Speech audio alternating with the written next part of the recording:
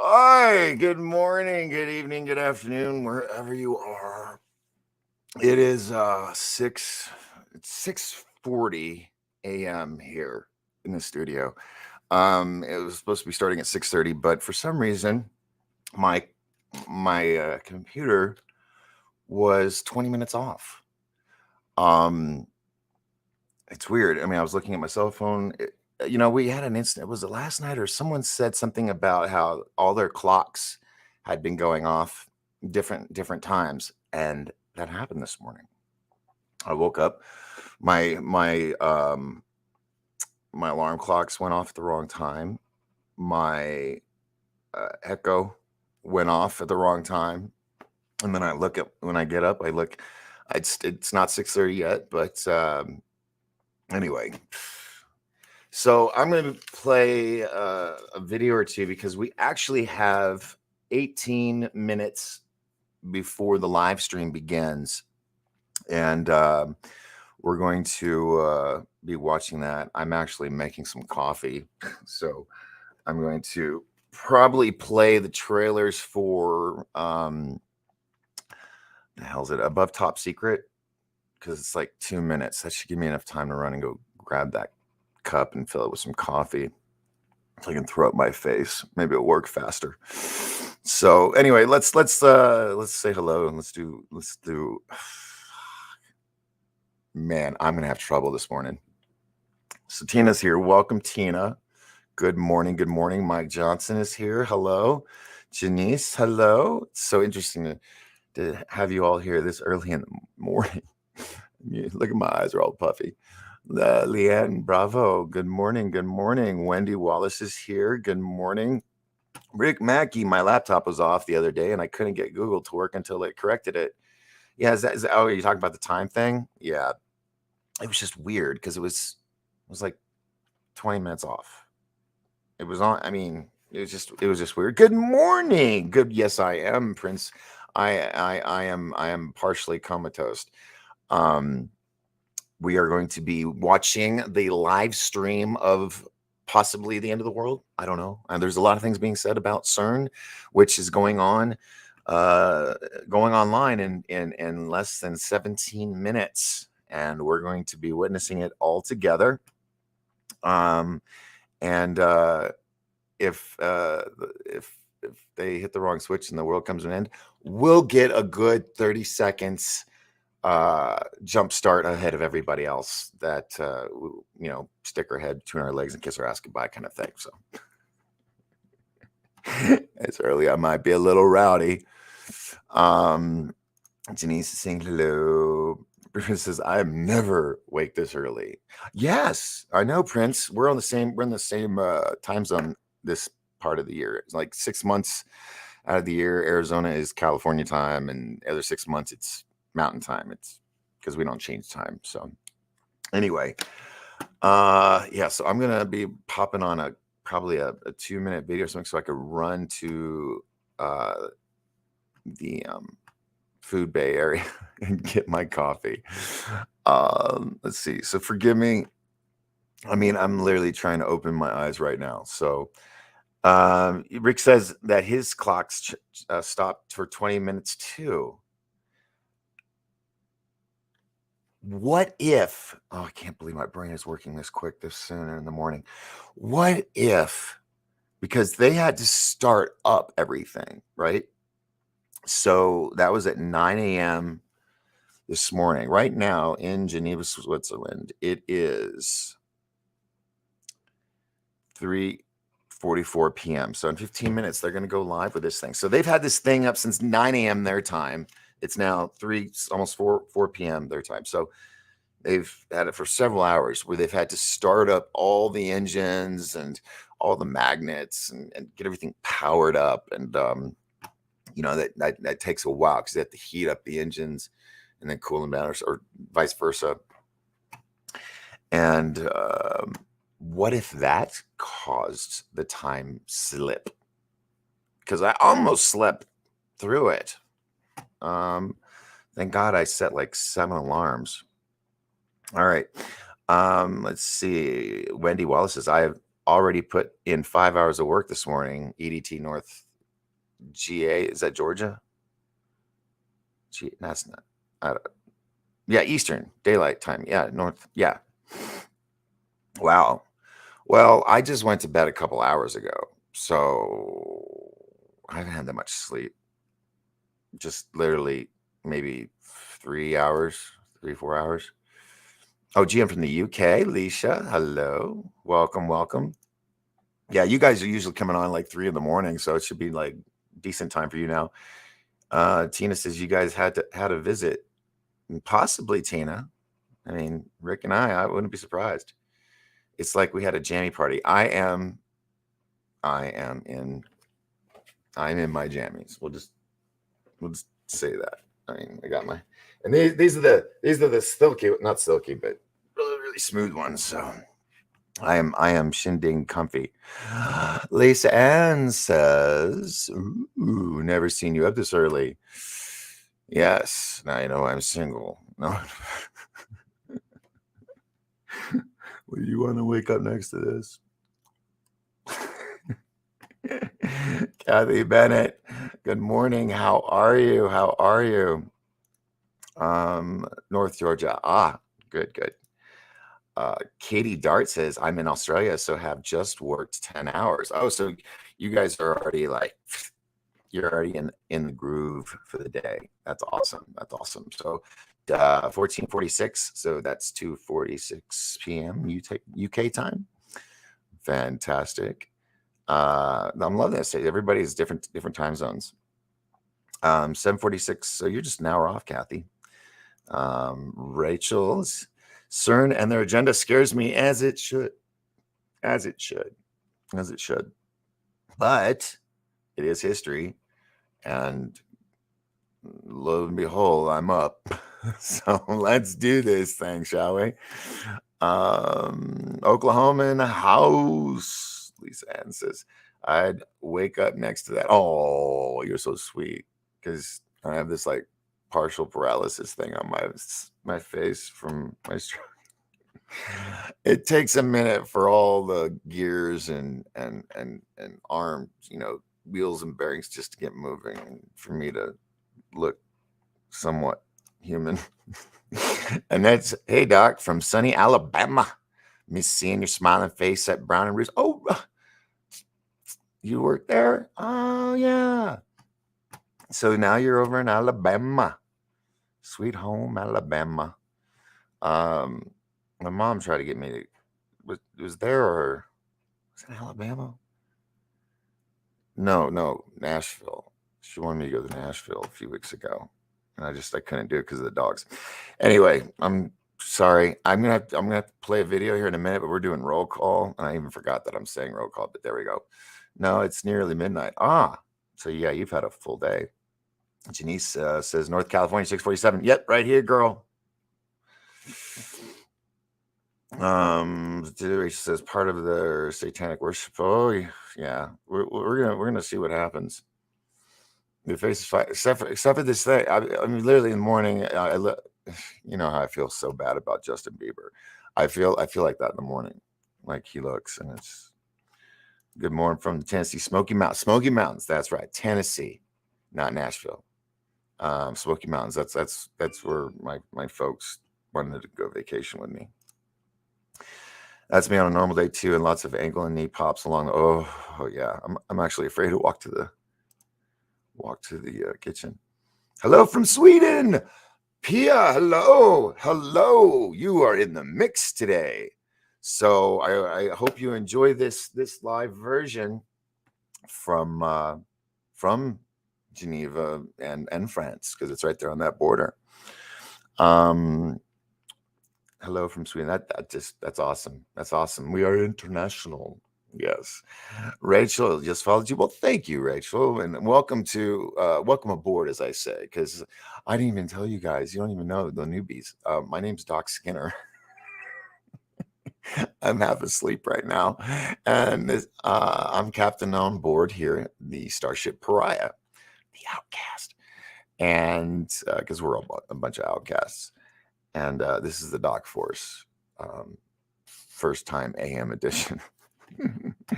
And I do roll call at the beginning of every show, just so everybody gets their little 5 minutes. So, just everybody is noticed. I want to make sure everybody gets noticed. And sometimes when I have a guest and it's going, I do miss out on that because I don't want to interrupt the guest speaking. So that's why at the beginning of the show, I give that to you guys. And then you guys start talking to each other. So I try not to put those up. Danny Matthias is Matthias.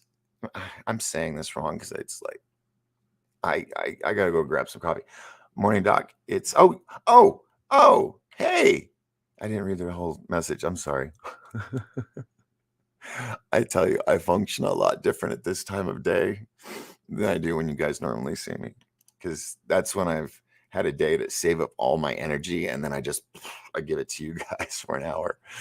Oh, from the Philippines, a lone lover. Oh, hello, welcome aboard, welcome to the show. Like any of those that are new, like Rachel, go ahead and hit the subscribe. Take a chance. I know you're like, who's this guy?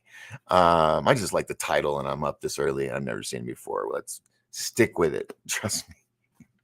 I have my moments, just not when I'm still trying to open my eyes apart. Okay, Chuck's saying, let's do this. Yes, all right, let's get through this. Jamie, South Louisiana in the house. Ooh, man, I'm getting a really good crowd this morning from 950 in the Philippines. Thank you, Riz. Welcome aboard. Welcome. Jamie says 851 here, wherever here is. Alien Girl, good morning, Alien Girl. How are you? If you all don't know Alien Girl 111, please go check her out on YouTube. She has a great UFO channel, and sweetheart. So check it out, subscribe. Sinstar 33. Hey Doc, long time, very, very long time no see. Yes, Sinstar, that is true. It's been a while. Yeah, for those that don't, I do 7 p.m. Right now Pacific time, and then it'll be Mountain time the other 6 months because we're in Arizona. But Monday through Thursday, I do my show, and yeah. Oh, I'm gonna need something to drink. This is my first time on your channel. Well, Alicia, thank you very, very much. I appreciate you. I'm sorry you're seeing me all groggy this morning, but this is the switch that could solve the secrets of the universe, or it could turn us into a black hole and we can all die in the next 45 minutes. So I thought, why not be up for that, So we're all hoping for nothing bad. Let's see, 9 minutes until the end. Get that. Oh, yeah, we're gonna do this. Okay, I'm not a morning person either, Danny says, but they're fixing my garage door. Oh, yeah, that can keep you up. Tina says, hey, Danny. And okay, so you guys are talking to each other. Paradigm shift going to California. Good morning. What time does the CERN start? In about 6 minutes, 10 seconds. Phoenix Starborn, is the black hole open yet? Are we dead? I don't feel anything. Maybe time was slowed right down on the event horizon. Maybe, since I had some time issues with my phone and computer. Yes. But no, we will be starting the live feed in 5 minutes and 48 seconds. So stay tuned. Crazy seeing you awake this early in New Hampshire. Yes, I know, right, Chuck? Liz Paranormal's Onion Show. Oh, hey. Welcome aboard. Let's see. Dave Martin's here. Good morning. Getting coffee before the crack. I know. I got to hurry. I got to before this all gets started. George, let's see. Sinstar, Malaya Grim, welcome. Good morning where you are. Renee Moss, good morning. George, how you doing, George? Hope you're having a decent day today. SG, what's the reasoning behind why they have to keep this running for 4 years? Well, it hasn't. It's actually off for 3 years, and this is the first time it's turning on. I mean, it's been on for several hours now, but when they, flip the switch to make it, that's in T minus 4 minutes. Technologies and scientific advances behind high energy physics through developments in accelerators, detectors, and computing have historically contributed to the field of medicine. You should be able to hear this, folks. They also extend to a vast range of areas such as aerospace, Industry 4.0, cultural heritage. We are supporting the companies that use CERN technology and know-how, Okay. also through the network. Let me know if you guys can hear that okay. Human capital, education, outreach. This is good because I'm going to run and get my coffee. We are a powerful model. We are migrating from Alien Girl Taken as an 1111. example by other badass, intergovernmental dude. organizations and That's endeavors. awesome.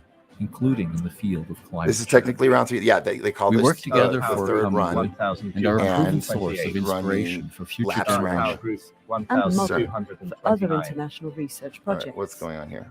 Did you know that €1 invested in CERN's research brings back Okay. 1.8 Just checking euros sound. I to think they got the society? mic on. Can you guys Fundamental hear research in them particle okay and me physics okay? not The only levels pushes okay? back the boundaries Do I need of to our turn anything knowledge up of the or universe, down But before I also step away for a catalyzes minute? innovative technology Tell me in the developments. chat room, please. we have had and will continue to have an You're loud and impact clear? on Okay. all of our lives All right. and on the world around This is us. fantastic. What I'm going to do Understanding our then universe means going further than outer is space. I'm going to change this. We We to are are CERN. CERN, and we are going back There's no to the echo or origins of anything? our universe. Pushing science, 5x5. pushing It's good. Oh, technology. you guys are so awesome. Thank you for being up with me this morning. Trying to think, is there anybody here I missed? explore the future with us. All right. So now we are ready to inject in the I will LC be in beam right 1 back, and guys. start three bunches, And ladies and three gentlemen, nominal bunches, up to 10 to the 11 protons per Start bunch. I'm power hearing group a These bunches will be set up for injection 1235. and getting ready for ramp. Now that the machine is filled, we will start the energy in ramp. So we will increase the energy of the protons to 6.8 TeV. For this, we will arm all the equipment. So arm means that all their equipment will be ready to receive the timing, and then they will all go together during the ramp to bring the beam to 6.8 TeV. In this phase of prepare ramp, will be setting up all the systems in the LHC, from the radio frequency cavities to the magnets, the collimators. All these systems will be getting ready, synchronized to start a ramp period together in 1,200 seconds.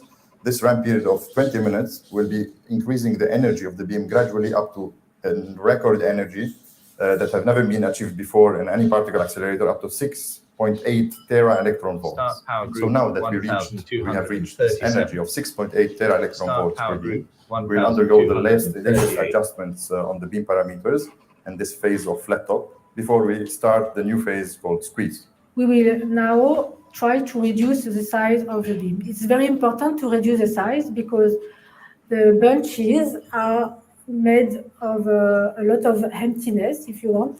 So the more big your beam is and the less collision rate you have. So what we want to do is to decrease the size of the beam and like that increase the collision rate. For this, we have a phase that is called squeeze, where we will change the setting of our quadrupoles. And the quadrupoles are the magnets that we use to change the size of the beam. And this size will be reduced to the minimum. So now that the beam size at the interaction points in each one of these 4 experiments is as small as few tens of microns as a human hair, now a very complicated process of aligning these two counteracting beams, so reducing the separation of the two beams such as they will be encountering each other at the center of each experiment. It's a process like shooting two arrows from the left side and the right side in the two beams and being able to encounter really at the precision of few micrometers level. And at this moment, the collisions will start to appear in each experiment. For this, we have special magnet that will deviate the trajectory close to the interaction point, the experiment, so that they will be brought in the middle of the experiment and collide. This dynamic phase now will last about 2 minutes. And after it, we'll be starting a countdown with each one of the experiments to ensure that they are ready for data taking. And it's only at that moment after their handshake that we'll be declaring stable beams. Once we have declared stable beam, it means that the experiment will switch on their detectors and finally take physics data for the first time at 6.8 TeV. It's an exciting milestone for CERN to be able now to accelerate beams to this new record energy and start data taking with this high luminosity in the L.L.C for this next few years, in which we perhaps will be discovering new particles or be giving more hints on new fundamental physics. So we are very excited. It's going to be a journey in the unknown.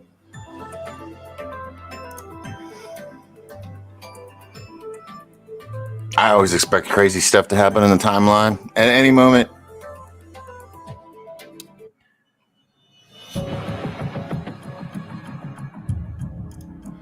I don't know. I was running to get my coffee, George. I'll have to pay attention next time. Oh, yeah. Hey, guys. For those that are new, if you wouldn't mind hitting that like button, and if you're cool with the group of people who are commentating and all that, then hit the subscribe, hit that notification bell. Make sure that you get notifications if you don't have the little squiggly lines around it. Welcome to the CERN Control Center, the beating heart of our unique accelerator complex, where very tiny particles are fed into a complex and unique system of machines, particle accelerators, linear and circular, and eventually feeding collisions into the Large Hadron Collider. We're here today, what we call the L.L.C. islands, where controls of the machines are taken care of by a team of engineers right behind me, who are preparing for today an impressive new milestones, what we call the beginning of round 3, the beginning of a new season of data taking at the unprecedented energy of 13.6 tera electron volts. Today, for the first time, the detectors around the L.L.C. machine, where the collisions happen, will switch on for the first time and start recording the collision and taking new data, marking the beginning of a new season for particle physics into uncharted territory. This is a process that we are going to share with you today live. That doesn't happen in a second. It takes some time to get to the conditions that we call stable beams, to then declare that we are ready for colliding and the detectors can switch on. And the process has already started some time ago.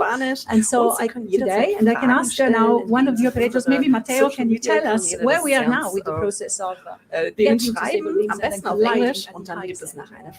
So we have now completed the injection process. We have 3 bunches circulating into the L.L.C. per beam. And we are preparing for the energy ramp, so we're preparing all the system for this process, and in a few minutes we should be able to launch it. That's fantastic. It's better than expected. So the beams are already circulating in the machines, and they are starting to increase their energy to reach the 6.8 tera-electron volt per beam and then collide and get to the final total energy. So we'll be following this process live right now, hopefully get to the collisions in time. And you'll be able to ask your questions. You can follow this live in 4 languages: English, Italian, French, German, and Spanish. And send in your questions, which will be asked an hour or so, hopefully after collisions, by a wonderful panel of experts, including our Director General, Fabiola Gianotti, Director for Accelerators, Michael Mont. Okay, just want to say, folks, it's not me playing 2 multiple streams. This is their goof on their side, so... But I am playing the English version. The representatives of the 4 large experiments and also of the minor experiments around the L.L.C. Let's catch back up. Tune feedback is off for at least 1 plane of beam 2.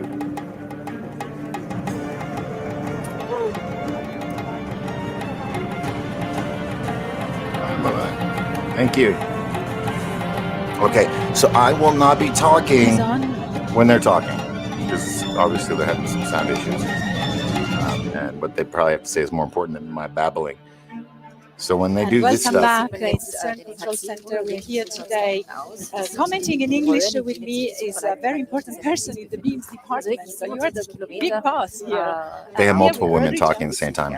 From the beams department, Different and languages. you're helping me to go through this complex process of getting the beams into stable conditions and then collide. Is that an easy thing to do? Genau, die sehen alle noch sehr entspannt aus, oder? Entspannt, ja, vielleicht auch ein bisschen gestresst, habe ich schon das Gefühl. Ne? Zumindest sehr konzentriert. Ne? Right now, I can see One does you are sound increasing one does sound This Swedish, This yes. is called the ramping stage. Wir sehen jetzt da And links unten zwei kleine how long does Halbkreise, it take to einmal get Energie und einmal IP. from the injection Kannst energy du kurz erklären, of was das 450 gigaelectron Ja, also volt, this wir energy with the beams initiieren entered bei the sogenannten to this 450 Gigaelectron enormous Volt. new Das ist energy. die This is- Energie, die auch den Vorbeschleuniger vom CERN Okay, folks. zustande bringen. Das ist auch gleichzeitig die Injektionsenergie vom L.L.C. Und dann müssen wir bis 6,8 Teraelektronvolt beschleunigen. Das Is it me or does it bother anyone else that if they can't solve this little technical issue, oh shit, what's gonna happen when they turn this on? Und die Strahlgröße im Moment ist einige 100 Mikrometer.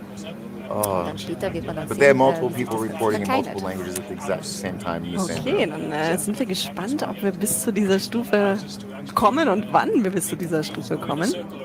Swedish just sounds sexy to me. It's like, oh my god, it just does. I know that the beams of protons, when they enter the LHC, they're already close to the speed of light. Genau, ich So glaube, wir schauen uns erstmal increasing the energy doesn't make them ersten faster, right? Schritt an.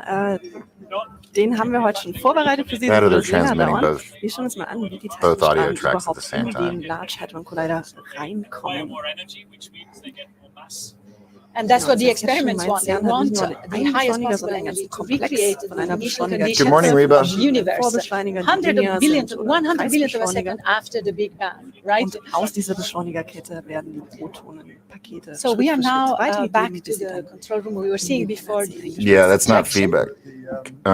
That is And their this is Mike glitch. Lamont, Director for Accelerators, commenting on the importance over 3 of round 3. years.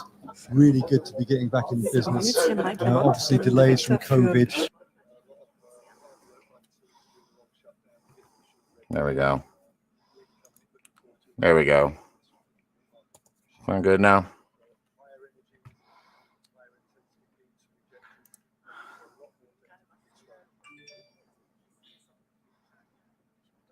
Switzerland? Yeah.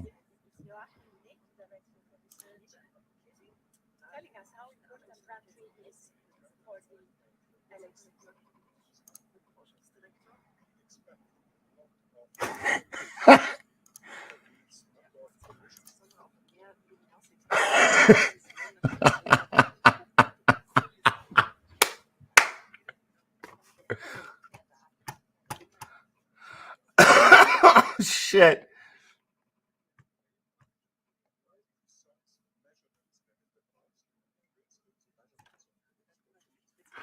Oh, Lord, help us. Oh, God. Oh, God. Oh, God. We're all going to die. We're all going to die today. Oh, my God. These people can't even. These people can't even.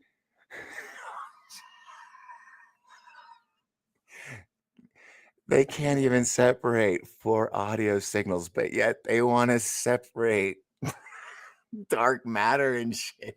Oh my God, we're done for. Oh my God. Oh my God, we're gonna die. Oh, this is not looking good right now.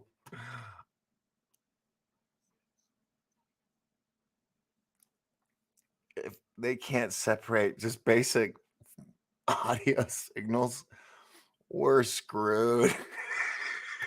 We're all gonna die. No, CERN. Hold on, I gotta.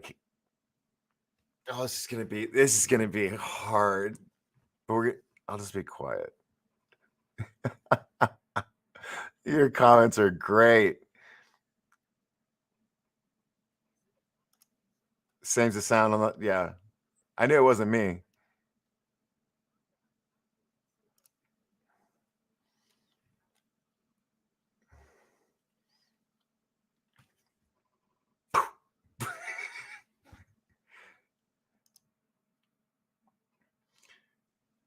You can't hear it now at all?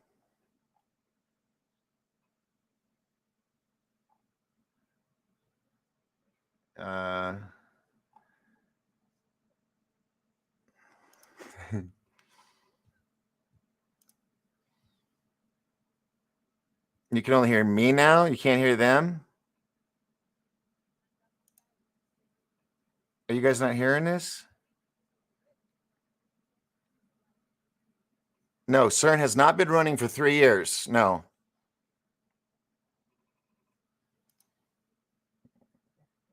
Yeah, about this whole thing.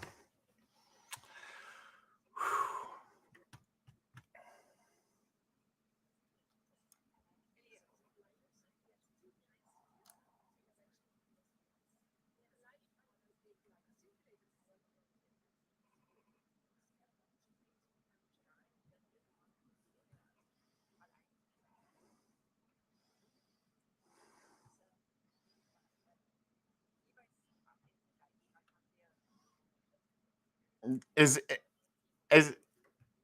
Alicia? I oh my God, I hope I'm Leisha? I do too. But we're all gonna be together in a sense, virtually. Keegan, no video sound. That was a while ago. No reason to be scared. Yeah, they've been testing stuff, but they haven't hit the big switch till in a little bit. Helen's here. Hello, welcome aboard. Yeah, right. I thought these people were supposed to be smart. I know, right? Oh my God. I'm so scared.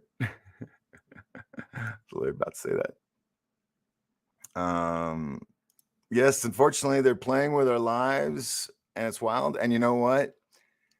We are in a position we can't do jack squat about it. We're on this voyage, this trip to see what happens today, whether it's a big light show or God, all these voices playing at the same time. CERN. Oh my God, CERN. You can't even separate audio signals from 4 different cameras, and you want to separate dark matter and create a black hole. We're all gonna fucking die. So let's laugh. Right, Keegan? Just laugh.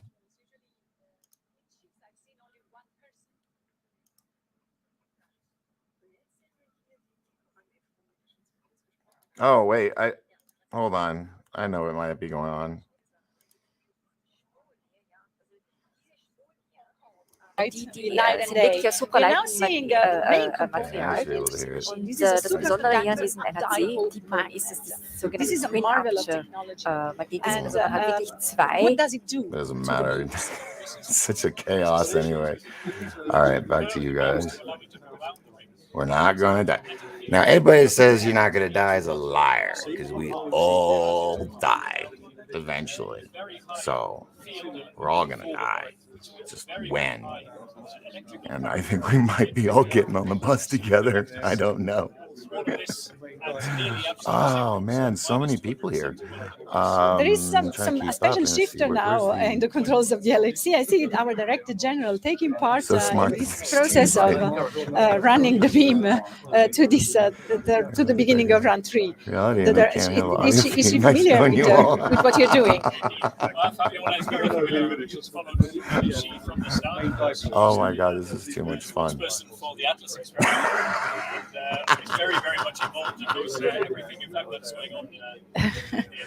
So she could even replace a shifter if you needed extra manpower. No, I'm joking. She's very passionate for physics and every aspect of the process. This early in the morning enthuses make her. my cheeks hurt. And she, of course, understands all that is involved. We are now seeing some special facts and figures about the LHC. It's really a Just unique reboot it. machine. It's not just a large and powerful particle collider. It's superconductive. Oh my It's the God. coldest place on the Oh planet. my God, if I knew you also guys the were this hottest much at the same fun in the time, morning. collision point. But look at all these statistics. Wow. Who knows? 10 Wowski? Is that how you, or I, Lowski? Loki? It's a 50% chance, yes. By the flip of a coin, that is true. Let's see. I mean, I got a lot of catching up to do. I might have to miss some people. I'm going to try to get people I haven't been to before, the new people, okay? There's a lot here. Bill Land, welcome aboard. No, there isn't any sound now. There's really nothing worth hearing because it's just babble. People talking over And each you have other. 3.5 years of run, so you have time to increase Not the video, number of just you. collisions Well, that was a while that ago. are These happening. are I old. heard an automatic voice, your LHC Let's see, announcer. only you, dog. What does it do and when does it start I'm on talking? Facebook, Twitter, YouTube, Twitch, and then oh man, you know what? Well, I'm on Patreon too, but I'm not on there right now. YB Better says this is crazy, bro. Yes, it is. Joshua 420. Nope, just you. Okay. Well, there's really nothing exciting except them jibber jabbering. So we just said that we use dipoles to keep the proton that have the same sign, the same charge, two bunches of particles of the same charge kept in parallel along the same trajectory. Marvel of technology. Then there is another marvel of technology we are seeing right now that is part of the core of the tell machine, me about Sally which is the Fields. quadrupole. We have around 400 quadruples in the I LHC. know Sally Fields, What do they but I don't know do? what that has to do with today. I say ABBA. Really bad people doing really well after the year 218. Is this going to change? I can't stand it. You know, that's a good point. Good point, ABBA. Yeah, well, that guy's got a little more control after 2018. It's true. Amber Clayton's here. Welcome aboard. You can faintly hear the video like it needs to turn up. Okay, yeah, I'm figuring this here. So I'm gonna do this. Turn that up. It's turned up. 86 on that. I just have my speaker turned down, so it wouldn't. We're play now the hearing microphone. from one of the engineers So I'm in going charge, to. Matteo Okay, I'm gonna Camilocci. get everybody. He's going to tell Jelly us God where we are. 211's We can see where we are with the Fast energy. Handing Machinist is here. So we are over Sam, Steed. 4 tera electron volts. Just want to give everybody their shout outs. That's great. Reba's here. Everybody else I said hello to. So Matteo is Victoria getting ready to May, tell the hello. world what's happening. No vaccine We are connection. now Just in the ran a middle of thought. the We can process double of the in that energy in a ramp. minute. So Trying to make in sure I get about the sound thing something working like now. less than 10 minutes, we will be at the maximum energy. It was 6.8 TeV per beam, and then we will start the that's the squeeze power process. ramp, yeah. Okay, you got finished? Amazing. Everything is going perfectly. That's really Hopefully you don't fantastic. get feedback on that. 4.5 TeV and rising.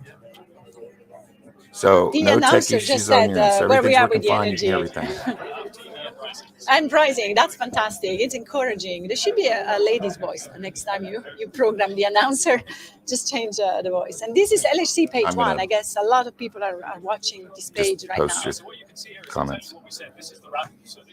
Like this skateboarding ramp taking off. So this is basically the current magnets, and this is equivalent to the energy. So in fact, the scale you see at the right is the energy, and then the red and blue lines are basically the intensity of the beams. So you have a red, you see it on the screen as well, and blue beam. So we beam 1 and beam 2. So beam 1 the blue beam, beam 2 the red beam. And these traces show us how much beam we have in the machine, and if we lose it, it shows up on the screen. And we should not forget that this is a big milestone, especially for the LHC experiments. And in their control rooms, we have as many people as we can see here today. And we are going around the ring, starting with interaction point number 1, where the Atlas detector, the largest of the 4 detectors, is located. Are we ready to talk to Atlas?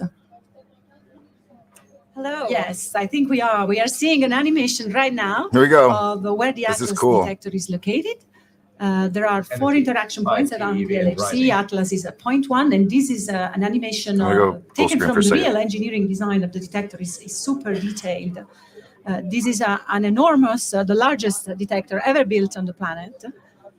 And we are soon going to talk to the Atlas Control Center, where we have Sarah Demers, I think. Is it? Yes. Hi, hello. Sarah. That's You're right. the data preparation coordinator. This is a big day for you. First of all, happy Higgs boson anniversary. Thank you very much, and to you. It was just yesterday. And so this is a super important milestone. You're switching Atlas again for the 3rd time for a new physics season. And it's more or less like the first time, isn't it? Like the first time, this feels like nothing I've ever experienced before, actually. But yes, the room is really full of energy. People are excited. I think there's a little bit of nerves, but we feel ready for data, ready for run 3. Thank you, Sarah. We'll come back to you when collisions are done. And good luck with this run 3.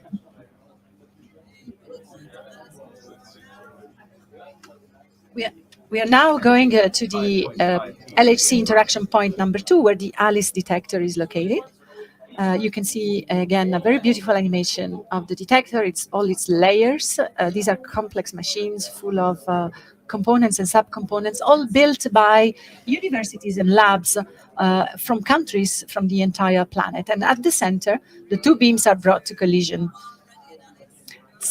I now see Federico Ronchetti from the ALICE Control Center. You are the run coordinator. This is very important for you because finally you start running your detector. Hi, Paola. Yes, exactly. So ALICE is basically a new detector. We have new components, new trackers, new online systems, new trigger, and we are really looking forward to see these high-energy proton collisions as we need these collisions for our heavy ion program, and we also have a genuine physics program with proton physics. So you're already happy starting with protons today? Yes, extremely happy.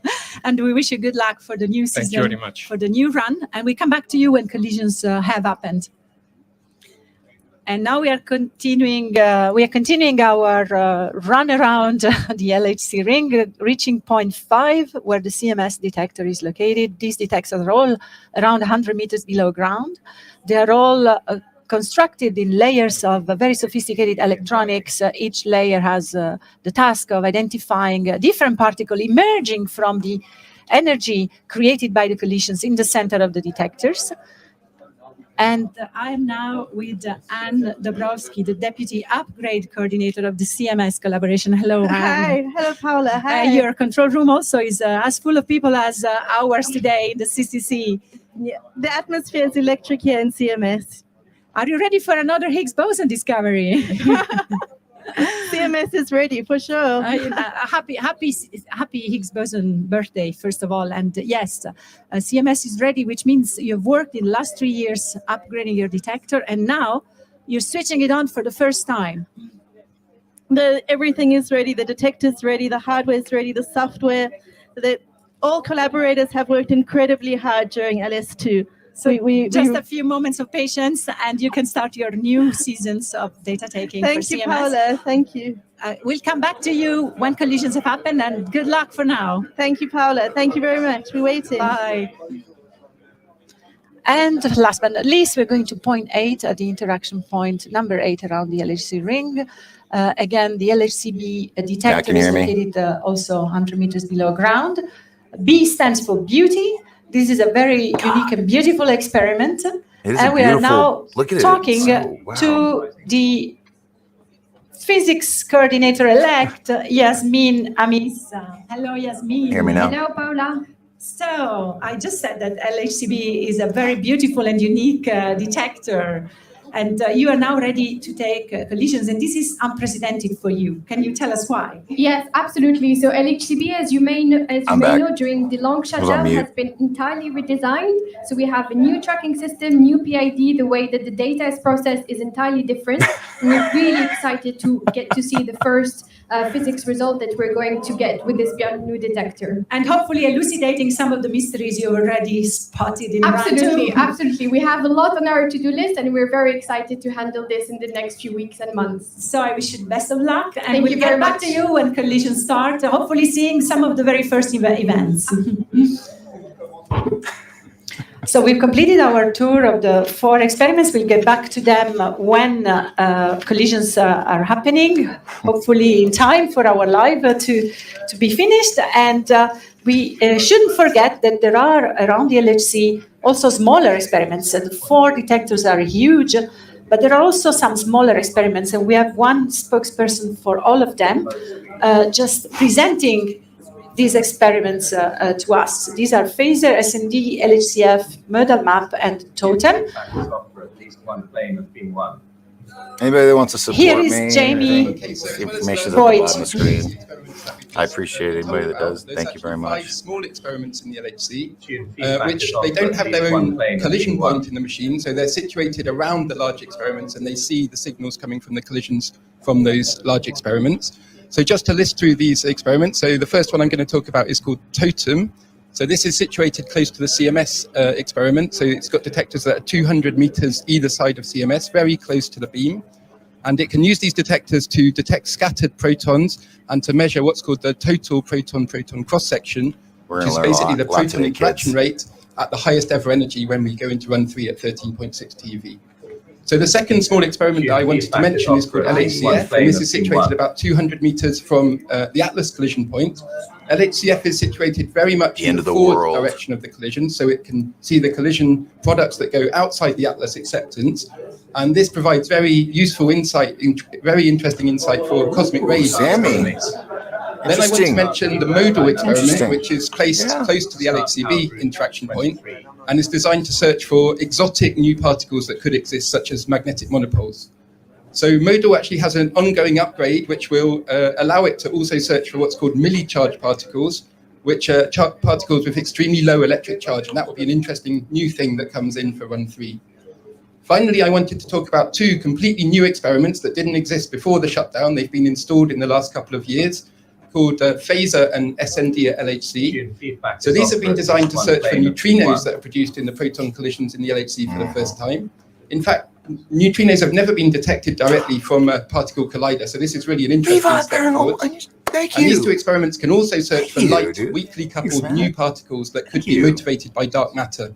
And so this will really open a new sort of region of physics studies that can be done at the LHC. They haven't done anything yet, So Dave. that's the 5 experiments. I also wanted to just mention that there's, of course, the teams working on these are super excited about the start of run 3. But for 2 of the experiments, it's the first time that they will ever see collision data. So that's extremely exciting to see how the experiments perform with this data.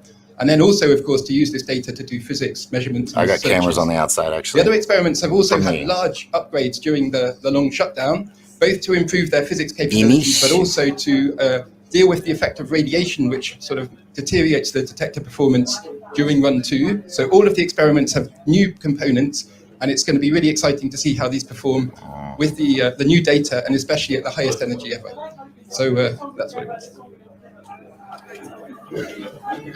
I share. So we have now Matteo Solferoli telling us where we are with the ramping. And we have started the squeeze process, during which we reduce the dimension of the beams at the collision points, thus increasing the probability of collisions. This process will last for about 6 minutes, and then we will be in the position to start the collision process. So, Rodri, we reached the energy we wanted. We reached right the now. energy, yes, and we're at 6.8 TeV, so So GeV. fabulous. So, yeah, 6.8 exactly. tera-electron volt, that's fabulous. And you started the next stage, this is the squeezing. This is called the squeeze. So basically what we're doing now is actually reducing the size of the beam in the middle of these experiments that we just saw. And this means that when the beams reach the center of this experiment, they're very, very small. They're only a few microns wide. And we do this so that there is much more chance of them colliding together when they actually come in there. They are as small as a human hair, even less They're than a much human smaller hair. than a human hair, yes. We are now All going that to for see something that small. how do you do the squeeze with these collimators? Well, the collimators are used to clean the beam. So what's very important in a superconducting machine is to make sure we don't lose any of the particles along the way. And this is why we use these beasts that are called collimators. One of the reasons they So shut any down. particle that is not directly in line with where we want it to be is basically cleaned away by these surfaces that we see on the side.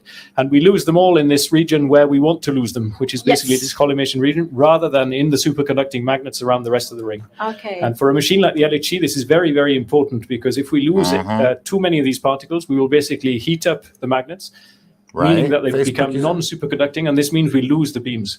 So the collimation system is a system which is very, very important, and basically make sure that we keep only the beam that we really want, the beams that are going to collide, and anything which is off trajectory, we lose in these regions. Where are they located, I don't these know. collimators around the ring? They're located in two main regions around the ring. One which is to clean away everything which is basically not at the right energy, and the other one to clean away the particles that are basically deviating in the trajectory. Now we can see how collimated the beam is, that it becomes as small as the size of Spain On a euro coin. coin. Indeed. It's really very much thinner than a human hair, almost invisible to the naked eye.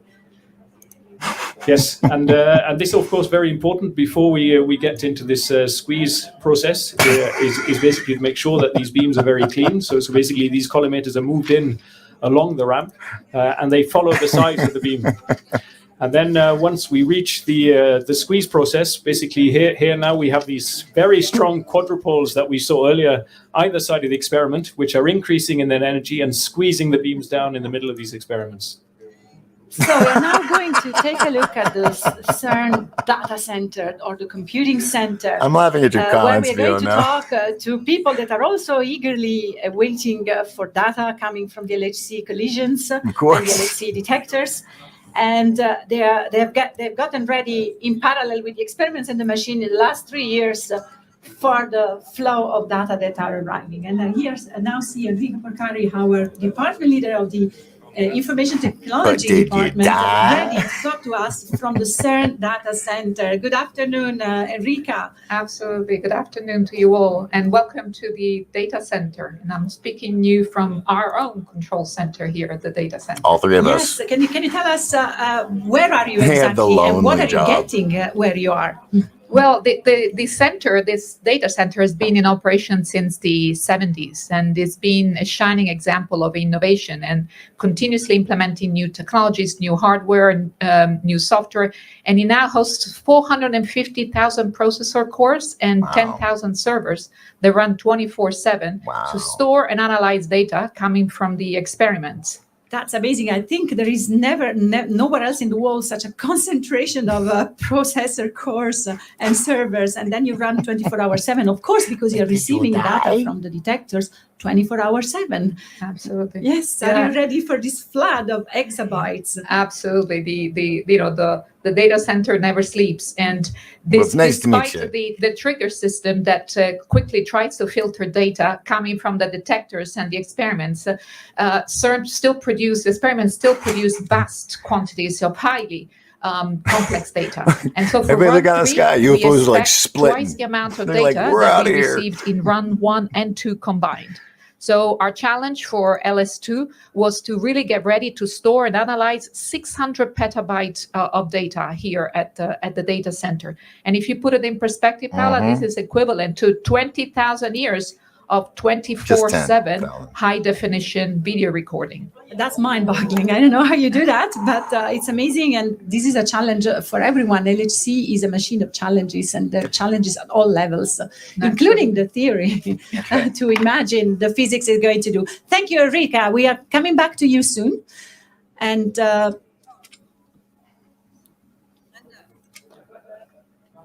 computing center is waiting for all the data, and we're really We very will close open to a black be able to hole, but we produce that can't data. control the We audio went through the ramp issues. with the 3 bunches. We are I on the need some more flat top, coffee. and actually then on the flat top with the bunches passed next to each other, and we squeeze the beam to very small dimensions, and then the next step is to put them in collisions, and this is about to happen at any moment. is it right, Rodri, what I just heard? For this, Rende is continuing. As the beam gets into collision, we will adjust, and then the experiments will start giving us the luminosity figures. This means that they will send us the amount of collisions they receive. So we're waiting for the flat top and the squeeze to complete and to put the beams in collision. So I just look around and see on the display if this is already happening or not. Now we're still in the squeeze, so the collisions will come very soon. Is that right, Rodri? So Collisions very soon? Indeed, we're getting very close to the collision process. Around the experiments, so that do the squeeze, that squeeze to small dimensions, and then there are a few other magnets which now we will decrease the magnetic field in, and that means that the beams will go into collisions. The operators then will have to adjust these beams manually to maximize, let's say, the number of collisions we have. Is off for at least one plane of beam one.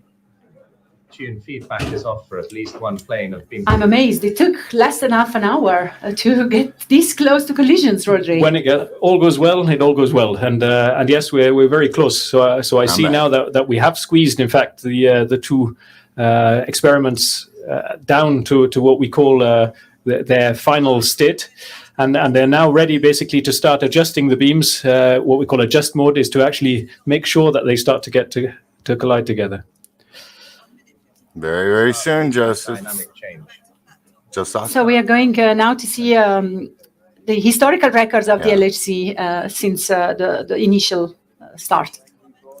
Our first beams to an energy of 1.3 TeV, which was higher than the previous record from Teratron, which was 1 TeV. All right, that's 2009. 1 year later, we pushed to 3.5 TeV. This was 2010.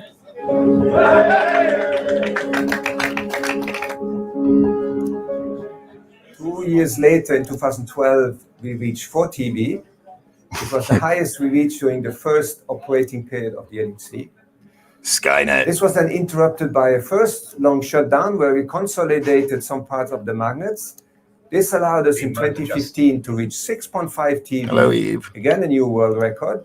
We operated there for 3 years until we reached our second long shutdown where we did a further consolidation of the safety system of the magnet, which allowed us today to actually make the next step of 6.8 TeV, bringing us very close to the design energy of the L.L.C, which is 7 TeV.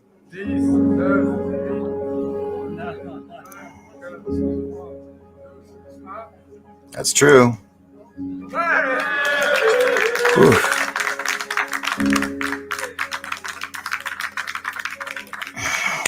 Now, this is, of course, an important day for us because the beams reached this new energy for the first time. But it's only the start of a very long commissioning period, which will bring us to actually collide the two beams for the experiments and provide the highest energy collisions, which should happen about 6 to 8 weeks from now. Probably not, Stefan. And that was Jörg Wenninger, head of operations at the L.L.C. Controls, commenting on all the records of this fabulous machine since its very beginning until 2 months ago, when you reached for the first time the nominal energy that we are having today. Indeed, it's been we've been setting this up now. So after a long shutdown period, we've got everything ready. We've managed to get all these magnets to actually stay at this very high energy as well, which wasn't simple. And now we're really getting very, very close to actually putting them into collision for the first time. To today's big milestone, let's remind it that we are reaching the conditions with stable beams at the high energy so that the detectors can safely switch on and start recording. Why does it take so long between reaching the energy record and then giving the collisions at that energy record to the experiments? We have to be sure that we can manage the beams, and this is what's very important. Ooh, good call. So we are now collapsing the separation bumps. In about 2 minutes, the beam will collide in the detectors. 2 minutes. And 2 minutes. So we can go. So 2 minutes to go, Matteo said. 2 minutes to go. So they're collapsing what they call amazing. these separation bumps. So while we We are ramp, of even- course, we don't collide the beams together. We make sure they don't collide. But of course, when we want them to collide, we have to, what they do, collapse the bumps. So basically take away the bumps is what's keeping them apart. And this is then pushing the beams closer together until they really collide in the experiments. Right. We are faster than expected. This is just amazing. Oh, it just happened. We are seeing now the 4 experiments control room in contact with Daniele Mirarchi. And then now they're just waiting for the collisions to actually take place. And as soon as the beams collide, the experiment should start to see something happening. They're warming up, warming up their hands, ready for a final applause. Ooh, yeah, right. So now, yeah, we're Well just doing done, the final checks before putting everything into collision. Hopefully everything is lined up and we actually get them to collide where they should collide. So that's, of course, not trivial either.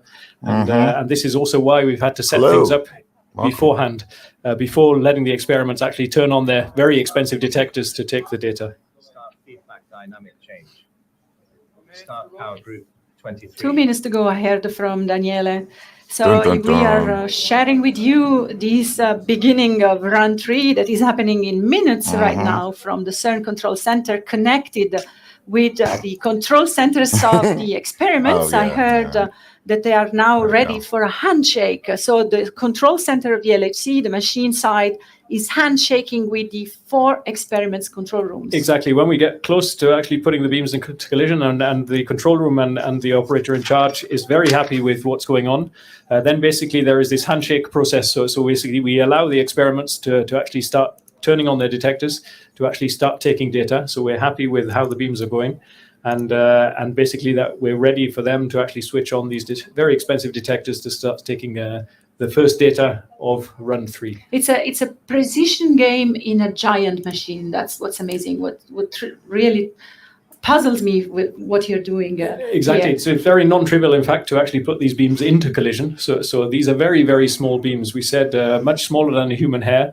And of course, going around at 11,000 times a second. What around happened to this ring, Atlas's and we have face? to align them. A 27-kilometer ring. A 27-kilometer ring. An image and have within to an align image. them really head-on to allow these collisions to take place in just these 4 different points. In the One of the comparisons we make in communication is like shooting 2 needles on both sides of the Atlantic Ocean and make them collide at the center. Exactly. That's This is how precise this a is. sense of size.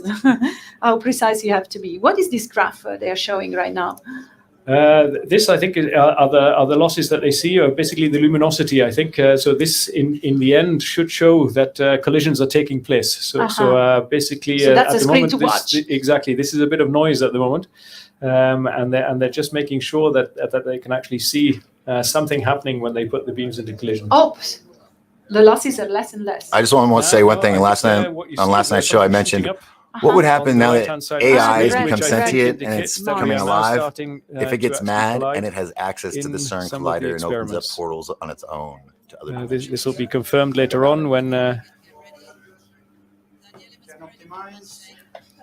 So now I think we have confirmation that there is collision taking place, which means that we can then handshake with the experiments. So we are in collision mode with the machine, but detectors are not switched on yet. We are waiting for the handshake. Exactly. So you're telling me it collided and they didn't have the engineer in sensors on? charge to actually tell the experiments that they are allowed to switch on their detectors.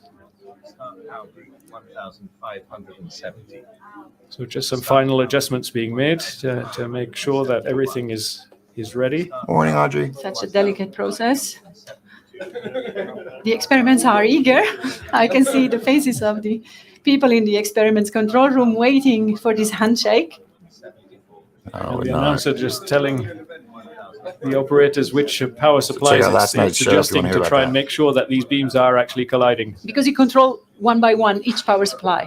There are specific power supplies that are controlled individually to try and make sure that these fine adjustments are made, yes. Yeah. Fabulous. Start power group 1579.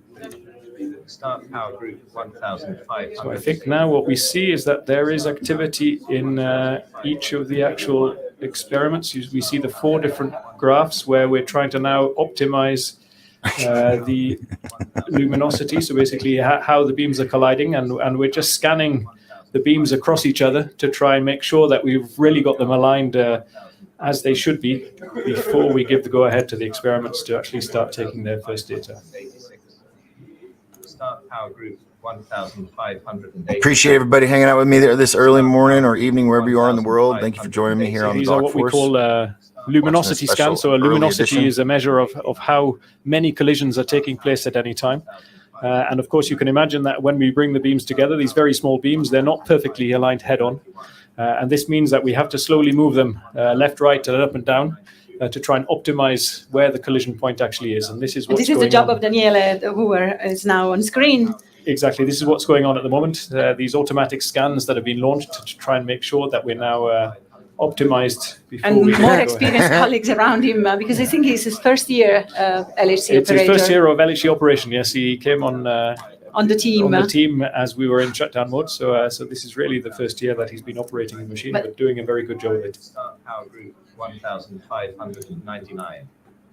Start power group. So there we have, these are the different scans that are made. The dips are where we go out of collision.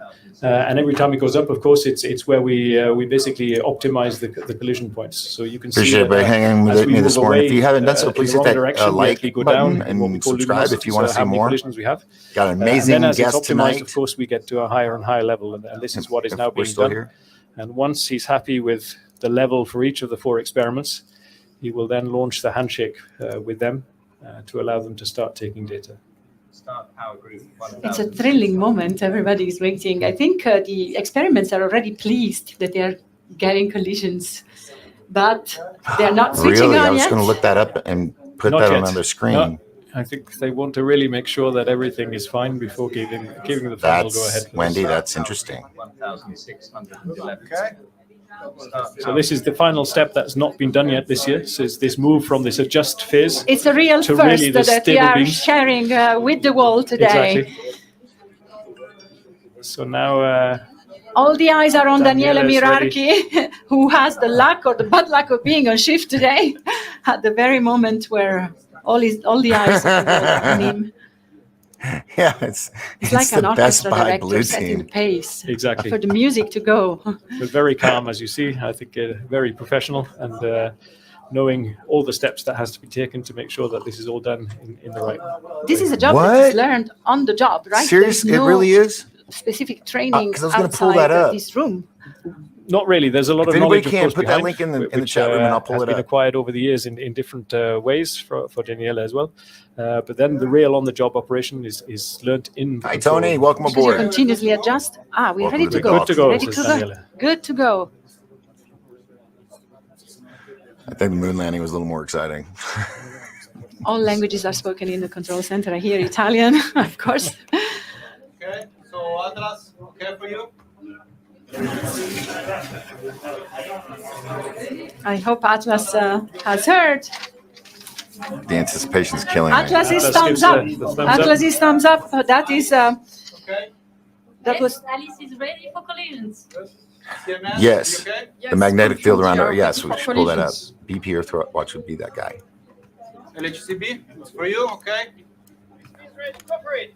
Yeah, fantastic. So all experiments confirm that they're happy. So we are counting down to the start of run 3, the moment when the experiments are going to switch on for the first time and be able to record collisions from the Large Hadron Collider at the center of their detectors at the record energy, unprecedented energy of 13.6 trillion electron volt. This is going to happen in 8 seconds from now. Here we go. Here we go, everybody. 2, 1. Beam mode stable.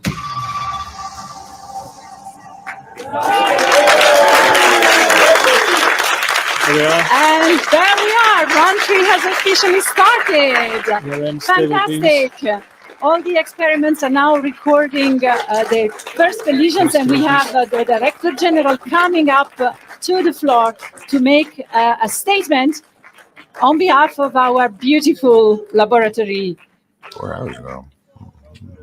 I don't know.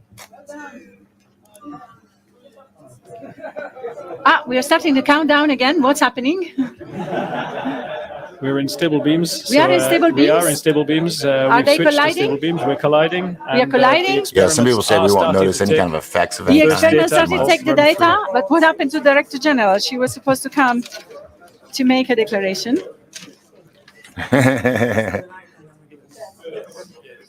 Okay, so this is the arrival of the data from the collisions at the CERN data center, where they've installed an artistic installation And these colors tell us that the data are actually flowing. This is From just each of the experiments, art. yes, coming yes, in. Yeah. and we will soon see the real data arriving to So the this is- computing center. Exactly. This is then And, transmitted from all the experiments exactly into the from the computing center of the center. Alien detectors girl, that we are thank you seeing so right much, now, sweetie. Appreciate to you. the counting Thank you. rooms of the detectors of the experiments, and then to the CERN data center, and from there to the world through the L.H.C computing grid. Yes, and of course, all the data, we can't handle this all at the same time. So at each of these stages, we actually look at the data, see what's interesting or not, and only pass on the interesting data to the next level. And this is the way that we reduce the data, and then make copies of it as I got well, that and video. send this out to all these different places. And we this is have. happening right now. And this is right happening here, right now. right now. We're good for 3 more years of data No, it wasn't taking live. at the L.H.C. And finally, we have the Director General, Fabiola Gianotti, ready for her statement on the beginning of round 3. It's a magic moment now, here at this moment in the Seem cool. in the CERN control center. space. We just had collisions at an unprecedented energy, 13.6 tera electron volt, and this opens a new era of exploration at CERN, a new chapter. Run 3 of the Large Hadron Collider will give us collisions at higher energy than before, and also an amount of data equivalent to the total amount of data recorded in the previous 2 runs. And this, of course, will increase our opportunities for discovery or for understanding the fundamental laws of the universe. C'est un moment magnifique au CERN. On est dans la salle de contrôle du CERN. On a juste eu maintenant des collisions à 13,6 teraélectronvolts, TeV. C'est une énergie sans précédent et c'est le début du round 3 du LHC qui ouvre un nouveau chapitre dans l'histoire du CERN. Plus d'énergie, plus de collisions et donc plus de possibilités de découvrir de la nouvelle they're gonna leave it physique on. ou au moins de It was pouvoir off for 3 affronter years. les questions ouvertes en physique fondamentale. Siamo nella sala di controllo del CERN, abbiamo appena visto Yeah, I think collisioni something else. a energie senza precedenti, 13,6 teraelectronvolt. È un nuovo capitolo che si apre nella storia del Right? CERN, il terzo So run, true. il terzo periodo di presa dati di LHC Hello, e Alex. l'energia superiore dei fasci e l'intensità dei fasci, il numero di collisione, ci permetterà di affrontare le questioni aperte in fisica fondamentale con maggiori opportunità di rispondere. And we are now going back to the control center. As we promised, we are going back to them after collisions. Collisions have happened. Welcome aboard, Omega Beam. The LHCb control room, where I see Chris Parks, the spokesperson of the experiment. Hi, Chris. Everybody's smiling. You were applauding before. This is a magic moment, as the Director General said, especially for your detector. Really exciting time here. It's been 15 years in planning. We first started to design this new version of the experiment in 2007, and today we get to operate this detector with collisions for the first time. This is wonderful, and we do hope that some of the hints that you've already seen in round 2 are going to be clarified during round 3 in the next 3 years. Yeah, we really hope that we're going to collect something like 10 times as much data in this next run as we collected before. So hopefully we can see a whole range of new phenomena. Even today, we announced the observation of 3 new particles that we observed from the data from the last runs. And let's see what we get from the next years. We'll talk about the new tetra and pentaquarks later during the Q&A session. Pentaquarks, I'm sure there will be lots of questions for I need you to know guys, about so those stay there. for some reason. Don't go away. Celebrate, and we'll celebrate together later on. Thank you very much. Thank you, LHCb. We are now going to the interaction point 5. I see Luca Malgeri, spokesperson of CMS, ready for commenting the beginning of round 3 at the CMS. Hi, Luca, can you hear me well? Yes, I can hear you. Can you hear me? Yes, very well. Thank you. So, are you happy, CMS? Yes, I can hear everybody's happy. Round 3 has started. What's your comment, Luca? Sorry, Paula, there was too much noise here. Phoenix, If you can repeat the question, yes, please. just a comment on run 3. What are you up to in the new run for the CMS detector? Yeah, no, I mean, there was really 3 years of hard work for all the people that are here. Actually, there is a crowd here. We are celebrating. We have seen the first year, the first events there. It's really amazing, and it is really a celebration that we are doing here. I hope you can show the events with us later on. We are actually. You can probably oversee there. We see the collisions in the middle. Yeah, we need to check the earthquake watch. Anybody want to check that? So, anybody find? So for us, it's really. I mean, these were really heavy 3 years, but we are really ready now to go for another. Yeah. Oh, yeah. Asking for the main display, and I said Mr. B. This will be fantastic because we are preparing our detector for the next years that come in run 3, really to go even past the doubling of the luminosity. Fantastic. In terms of reach. So happy new exploration, CMS, and see you later for the Q&A, Luca. Sure. And it's now time to go back to Alice at point 2, where we see Luciano Musa, spokesperson of the experiment. Hello, Luciano. So celebrations at Alice as well. Thank you very much, Paula. What if it's like a slow wave? There is a great excitement here and also a growing fibrillation. We've been preparing since several years. Yeah, and now right. we're starting taking data with the fully revamped detector. Which will allow us, so this is a very massive upgrade of the detector, the readout system, and online computer system, which will allow us to study proton-proton collisions and a bit later in the year also lead collisions at much higher rates than it was possible in run 1 and 2. That's fabulous. That's fabulous. Happy new season, Alice. Okay, and I got stuff to show you after later, this. So hold Luca, on. for the Q&A. So we're now to Atlas.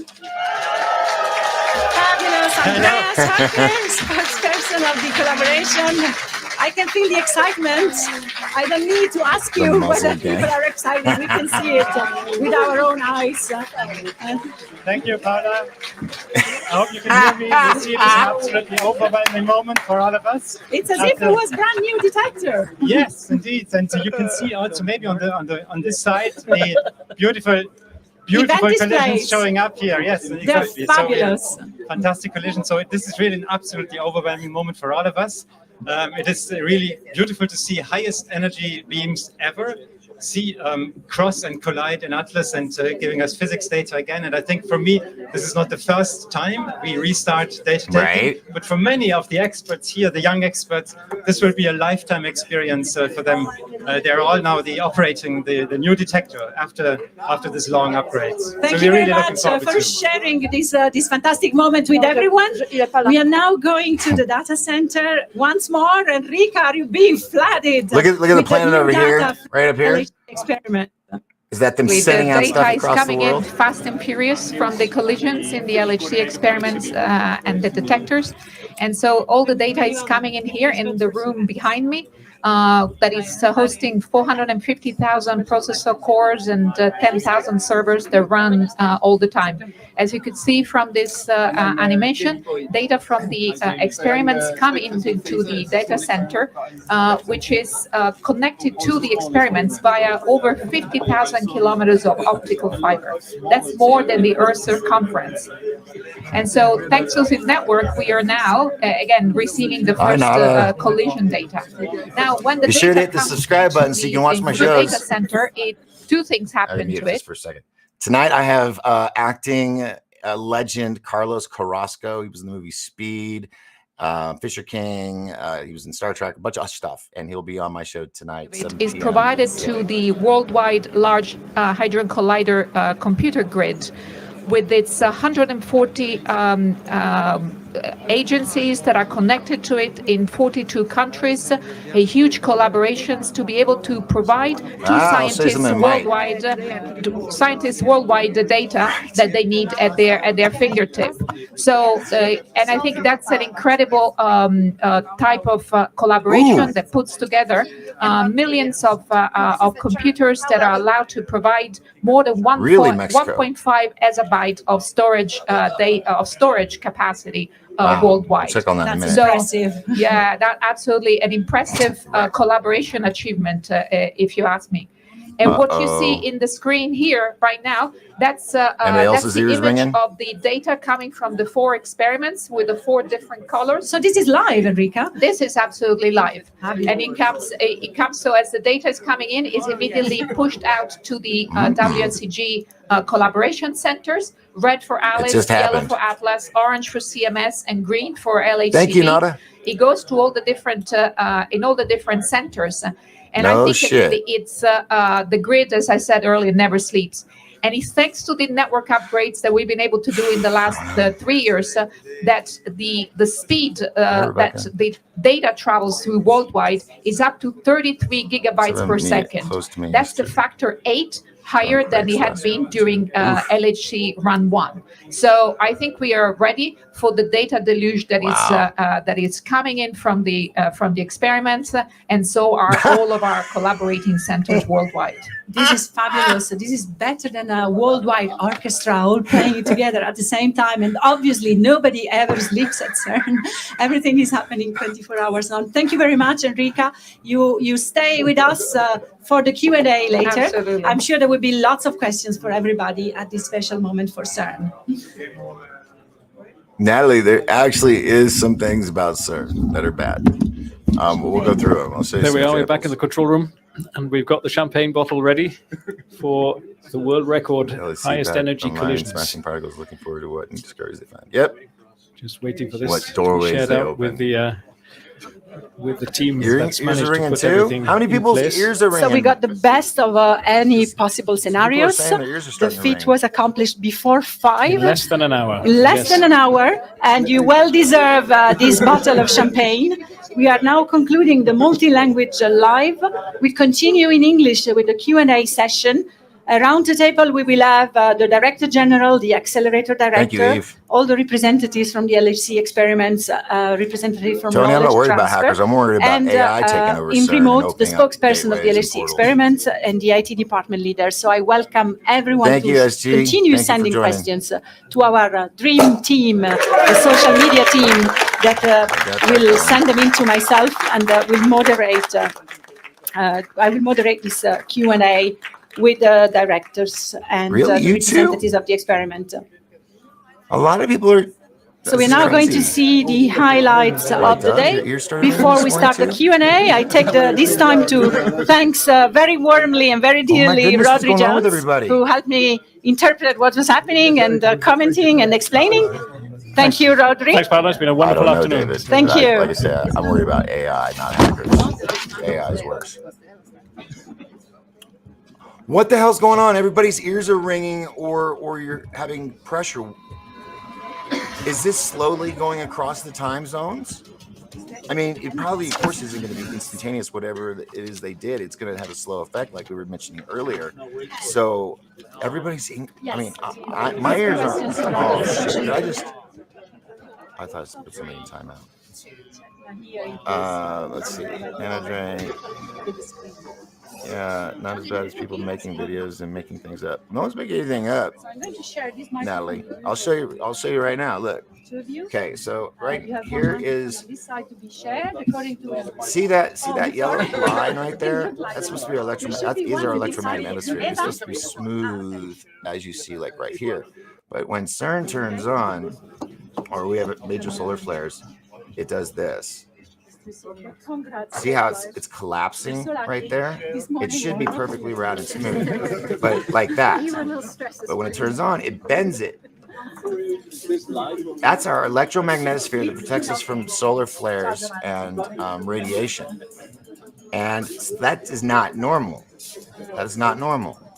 That's because when they turn this on, it creates an electromagnetic field that is almost as powerful as the sun. So, let me move this out. They're cheering. Look like a bunch of ducks. I thought I knew that guy for a second. Moment now here at this moment in the CERN control center, we just had collisions at an unprecedented energy, 13.6 tera electron volt. They did it. And this opens a new era of exploration at CERN. Really, A new chapter. Alex? Run 3 of the Large Hadron Collider will give us collisions at higher energy than before. 2.7 and earthquake also just now in the Alaska. amount of data equivalent to the total amount of data recorded I'm telling you, like a wave. in the They previous did 2 this, runs. and it's And creating this, a of wave course, over will our planet, and we're increase slowly our seeing it, or feeling opportunities it. for discovery or for understanding the fundamental laws of Well, they the sacrificed universe. a woman. It wasn't C'est a un goat. moment magnifique au CERN. On est dans la salle de contrôle du CERN. On a juste eu maintenant des collisions à 13,6 téraélectronvolts, TeV. C'est une énergie sans précédent et c'est le début du round 3 du LHC qui ouvre un nouveau chapitre dans l'histoire du CERN. Plus d'énergie, plus de collisions et donc plus de possibilités de découvrir de la nouvelle physique, ou au Shit is moins de happening, pouvoir people. affronter We may not see les it on the questions on the ouvertes en video physique screen, but things fondamentale. are happening around the world right now. Siamo nella sala di controllo del CERN, abbiamo appena visto collisioni a energie senza precedenti, 13,6 teraelectronvolt. È un nuovo capitolo che si apre nella storia del CERN, il terzo run, il terzo periodo di presa dati di L.L.C, e l'energia superiore dei fasci e l'intensità dei fasci, il numero di collisione, ci permetterà di affrontare le questioni aperte in fisica fondamentale con maggiori opportunità di rispondere. Okay. And here we are, we're starting a Q&A session following a fabulous So you live. say, Jim O'Reilly. It's Let's hope unbelievable. not. In less Let's than an hope not. hour, we brought the beams causing to something, yes, I colliding agree. for the first time, and the detector switched on. Ireland. It's better I than love any Ireland. I wild want to come dream visit- that I could visit have. Ireland. Fabiola, you commented right now. It's a new adventure that is starting for particle physics. Yes, absolutely. It's a new chapter. Every new run is a new chapter. But this one in particular, because there is an increase of energy, an increase in number of collisions, and more data, more energy means more, increased opportunities for measuring the Higgs boson, finding new physics, and in general addressing the open questions. And I would like to say that I've seen the start of 3 different runs, and every time is a big emotion. So also today there was a lot of excitement here in the control room. Yes, and while the beams are colliding, this is a triumph also for the accelerator, for the Large Hadron Collider, right? We have here Mike Lamont, Director for Accelerators. No, it's a great moment. It really is. The result of an awful lot of work by an awful lot of people to bring this together. And this is kind of symbolic of all that effort, which will now go on over the next 3.5 years. The work continues, but here we keep colliding. We keep colliding. But no, it's fabulous to see it back in stable. So we have here around the table more people, because this is a collective effort. This represents exactly how CERN works. On the right-hand side of Mike Lamont, we have Patricia McBride, who represents the CMS experiment. We also have the possibility to talk, and they're following us from your control room to talk to the spokesperson. Hi, Patricia. Then we are talking, we have here Mateusz Ploskon from Poland, who represents the ALICE collaboration. And as well, in your case, the A lot of people, can be sinus pressure or earrings right now. Just to complete the tour of the LHC experiments, we have Manuela Winkler from the ATLAS experiment and the control room connected, and Niels Tuning from the LHCb Kevin, that's experiment. crazy. We also have No, they won't turn it Jamie off. Boyd, who represents 5 new, less known experiments, much smaller, but not less important. Maybe that Diamond are Prisma, around welcome LHC, right, aboard. Jamie? That's right. And we have Ex-Spiffy Giovanni Leaf, Anelli welcome. from the Knowledge Transfer Department, I've ran plenty of because times while as CERN we is know, off. whatever we do at CERN, as Fabiola said, is true. unprecedented. That is And true. not only we go into new territory for particle physics, but also in Well, she would technology. destroy them. And Yes, new they did. technologies emerge I from have a our video. field that your department, Knowledge Transfer, YouTube. makes sure get Everybody's to ears. the world. She doesn't even know what's going to So happen, right? we can also, we see now the control rooms of the 4 experiments, and we can start being flooded not just with data and collisions, but also with the questions. We also see the CERN data center ready to answer questions for our audience. Had it just hit you in right Saudi here. Arabia? So I normally should see questions on the screen Damn, what's coming going up. on? Yes, please. Please, As an experimentalist, I would like to congratulate the L.L.C. accelerator people. Fantastic achievement. Oh my God, everybody's not feeling well. Ireland. What the hell, man? Oh, man. So I see a question from one of our social media. We have all of them streaming the live. Mimi Mariam is saying, this is for Mike, I guess. Is it true that the L.L.C. will run for 4 years? Yeah, indeed. We plan run through takes us through to the end of 2025, but we do stop for Christmas. Wow. This thing will run for 4 years. You allow yourself a little pause for Christmas. And what's happening next? What's happening next is, well, we're getting into business as usual. So at the moment, today, we had 3 bunches per beam. The target is around 2,500. So over the next few weeks, we're going to step up gradually the number of beams, the number of bunches per beam.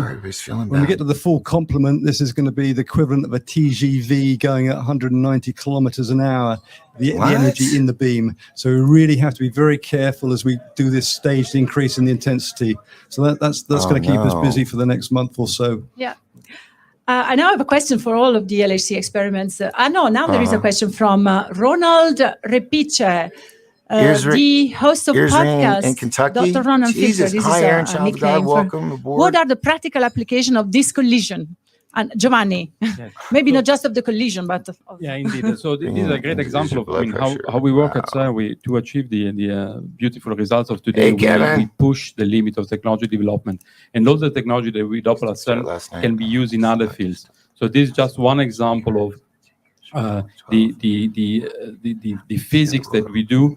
Allows us to develop technology which can be used in fields like medical. So we have concrete application of accelerator technologies in hadron therapy to cure cancer or production of radioisotopes. Then we have detector technology which can also be used in medicine, and there are many examples. So I would say there are plenty of practical applications which are everybody's like, oh, my head's about to explode. We constantly develop new technologies in the field of accelerator detector and computing which can be used in other fields. Space travel.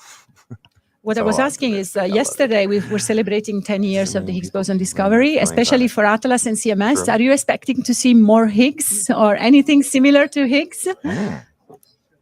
Patricia? We're expecting to see lots more Higgs and be able to do very precision measurements to understand what the Higgs is, what it's telling us about nature, and we're really looking forward to it for Run 3. Manuela. Really? It's a really exciting time because 10 years ago, the Higgs didn't really exist. We didn't know about it.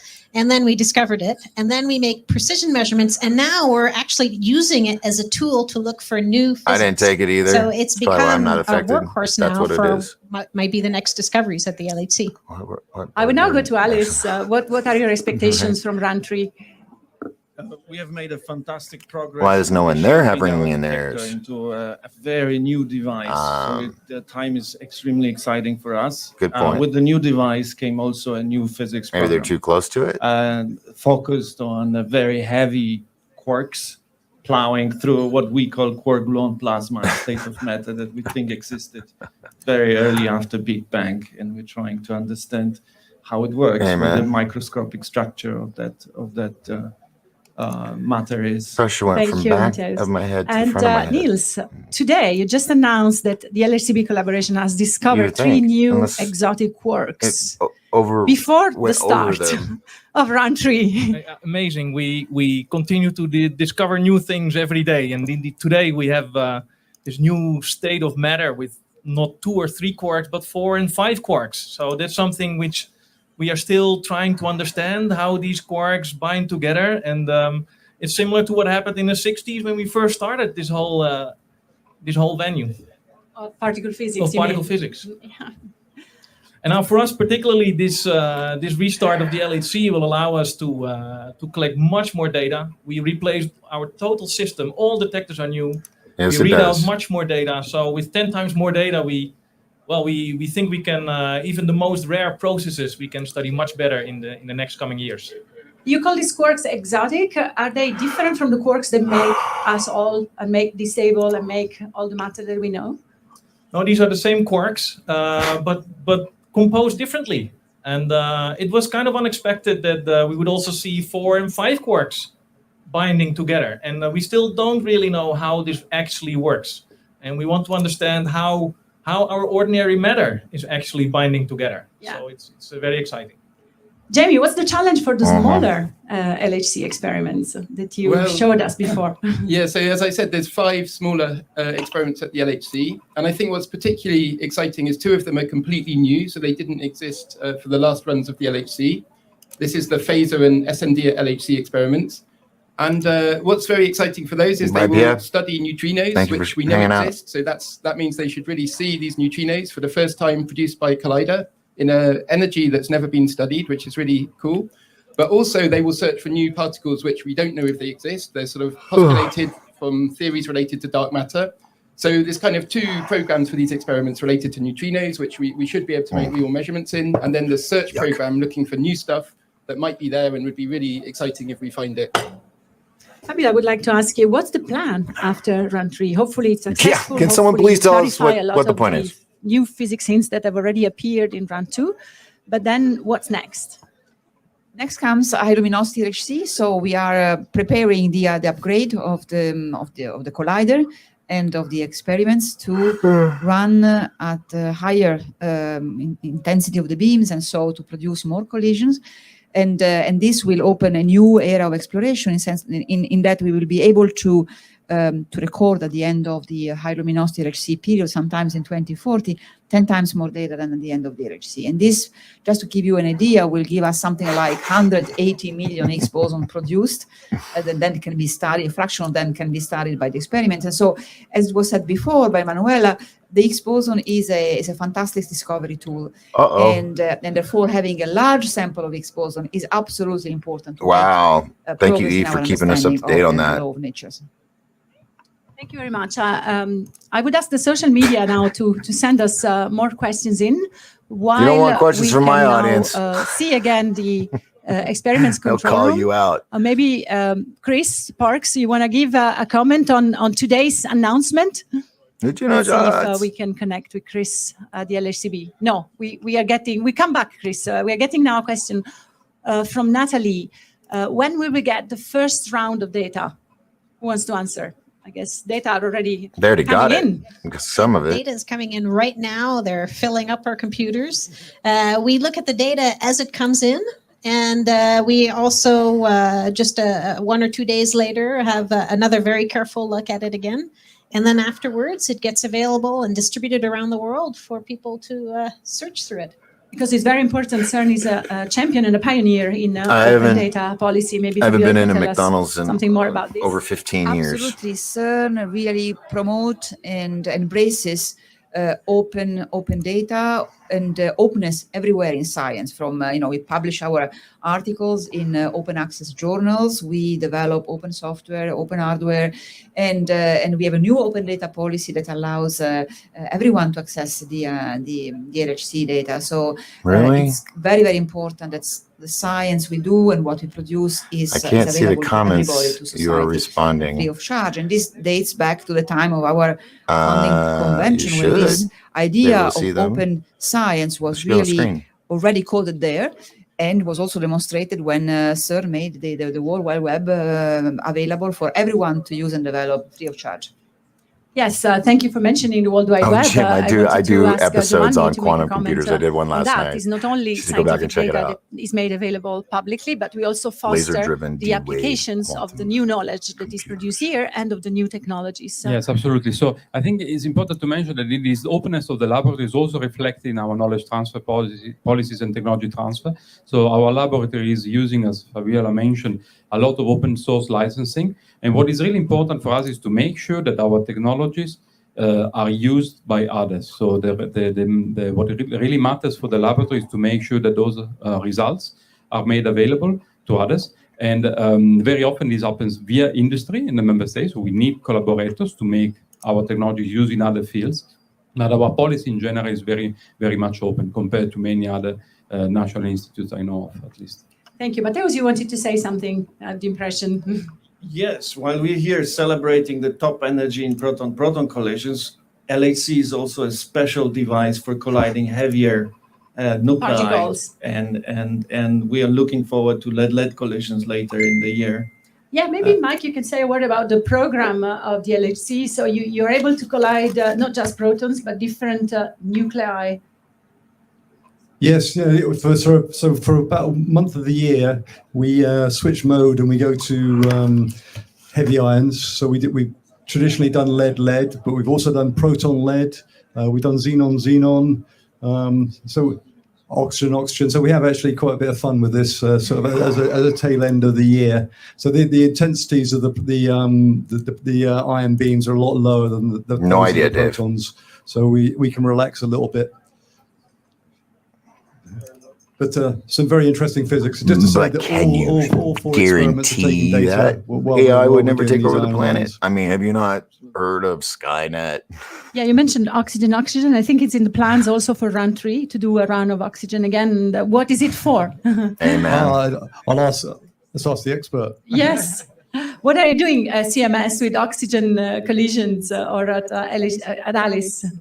I think it's for me to answer. While there are physicists in CMS and Atlas and L.L.C. interested in nuclear collisions, for us it allows us to study essentially the collisions which we understand in lead and the phenomena that appear there in a slightly different system. Scientifically, it's very interesting to understand the systematics of your observations.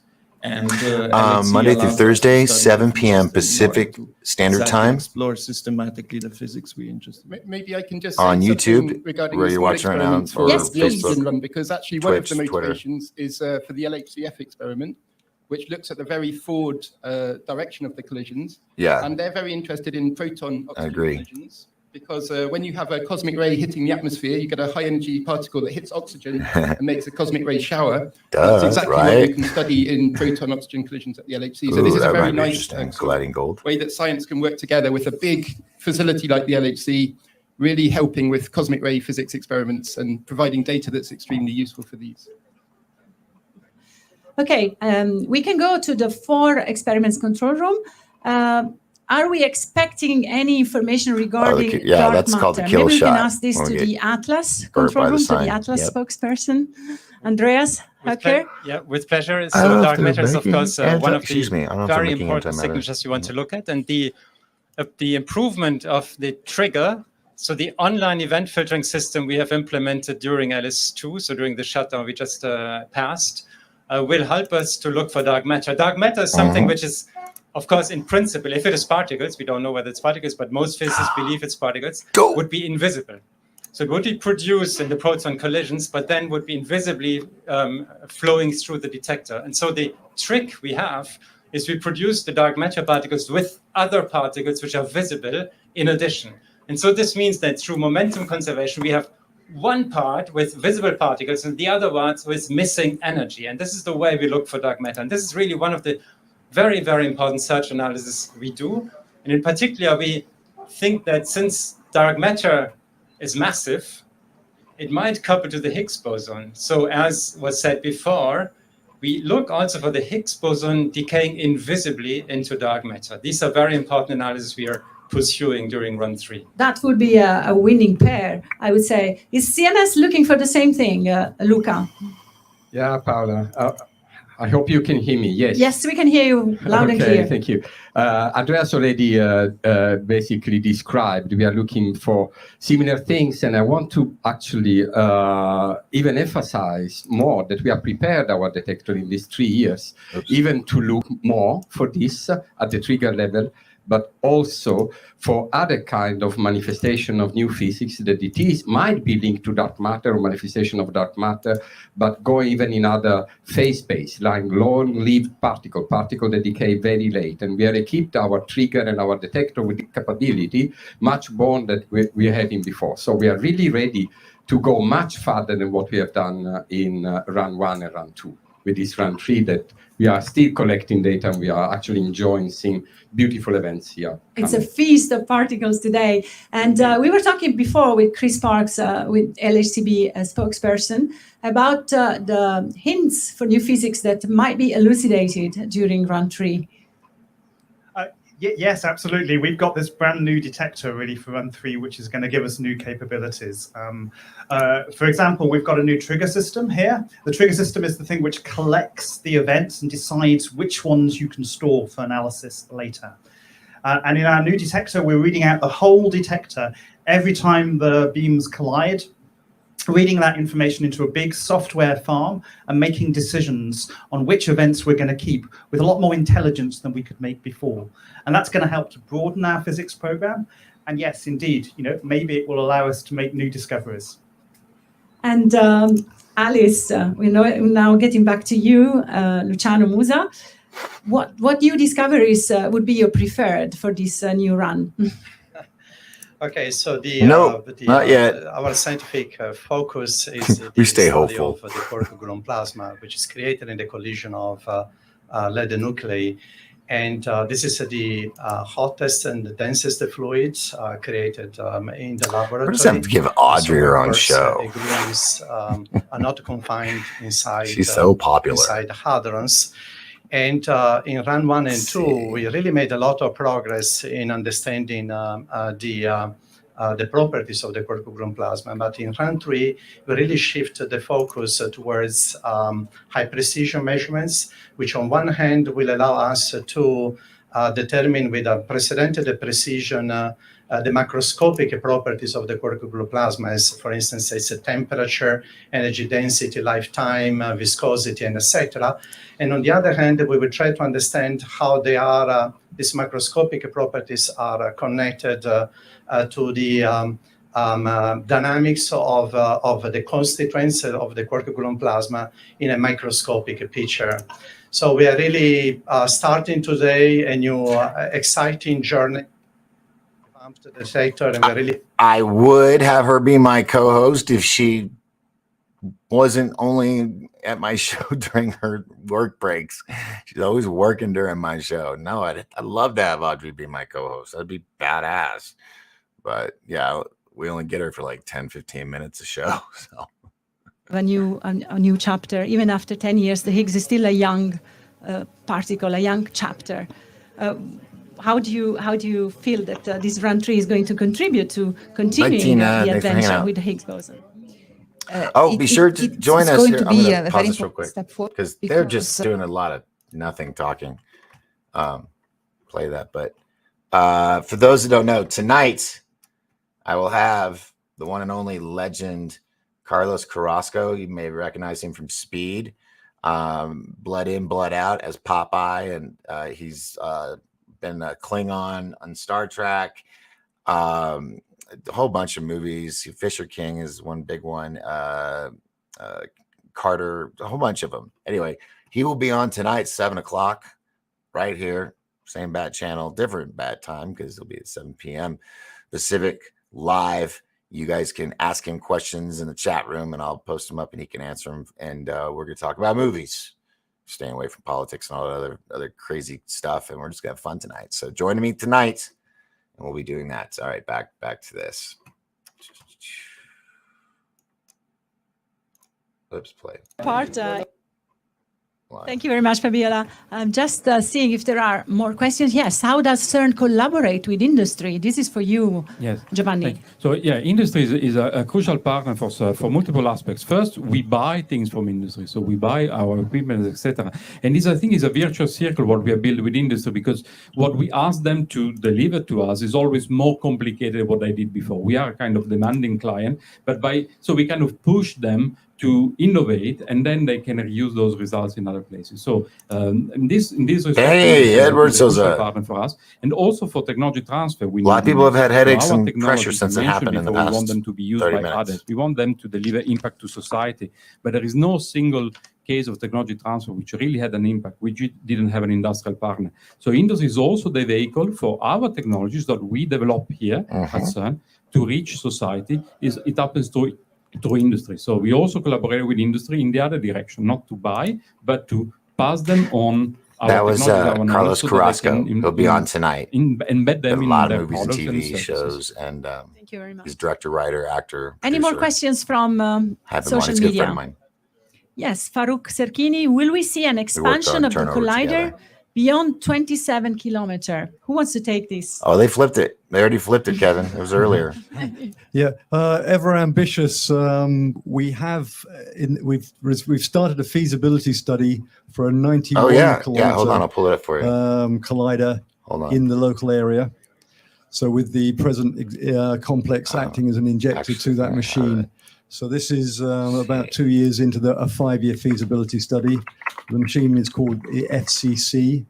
So this, in the first phase of its operation, we'd see this working with electrons and positrons as an electron-positron collider. After a decade or two, moving to protons. Let me pull this picture up for you. So a very ambitious project, very much at the early stages, and a little way from approval at the moment. But a lot of work going on there. Thank you, Mike.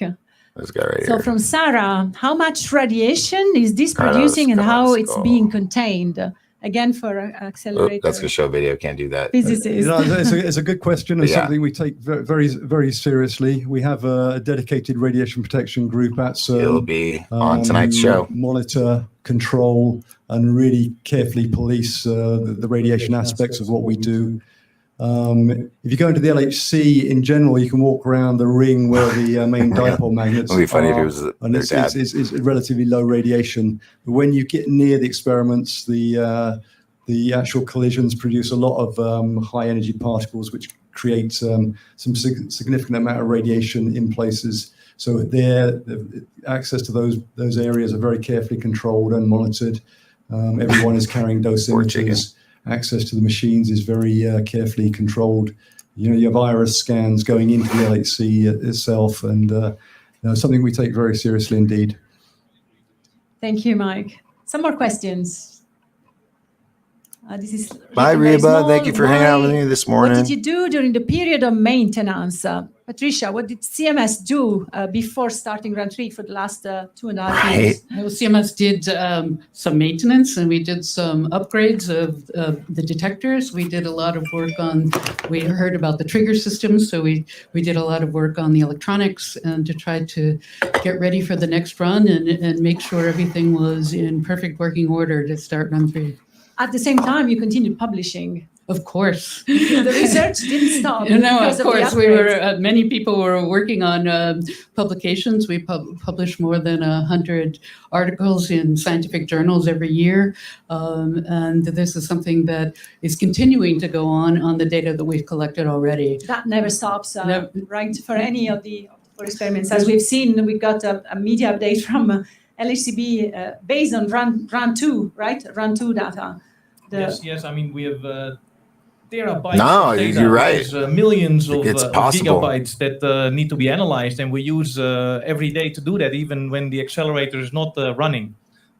For us, the last 3 years, as I said, we replaced all the systems that detect the smallest particles with the new technology to cover large areas with affordable technology to read out, nevertheless, all the data in an even faster way. So we really use this period to develop the new technologies for the next step. Yeah, Manuela, how many theses were done at Atlas during the shutdown based on all data?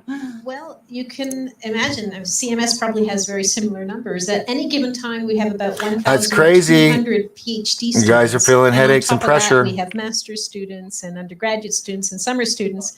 And all these PhD students need to write a thesis, and they usually do it in about 3 or 4 years. So we have several hundred PhD students every year who are submitting their thesis and graduating around the world. So you're not missing a quantity of data. Maybe we can go back to the. We're gonna go back later to the computing center. In the meantime, there is a question from Jamie. What is the goal and significance of phaser? And congratulations, LHC. So thank you for the congratulations. What's the purpose of phaser? This is the best question we've got so far. So I'm actually the spokesperson of the phaser experiment, so I'm very excited. Thanks, Sinstar. So phaser is really a neat idea, which is to place a very small experiment, but in a very special location. And the location is really on the beam collision axis line of sight, we call it. So if you collide your protons and you follow the line of the collision, after quite a long way, 300 meters or so, the LHC starts to bend away to make a circle, and you carry on, you go through 100 meters of rock, and you bump into an unused tunnel, and that's where phaser is situated. And by being situated in this very special location, it means that if you produce light new particles in the collisions, they're most likely to go along this line of sight and could be detected by phaser. So the purpose is twofold. It's to look for neutrinos, as I said, study neutrinos that are produced in these collisions, which are produced in the decay of light particles, but also to search for new weakly interacting light particles, like things like dark photons, which are postulated to theories which relate to dark matter and could be seen by phaser in regions which couldn't be seen by other experiments. So for me, it's really an exciting experiment, and we're really looking forward to the first data, which is coming right now. That's fabulous. I was saying we could go back to the data center, but no, we're still getting more questions. That's great.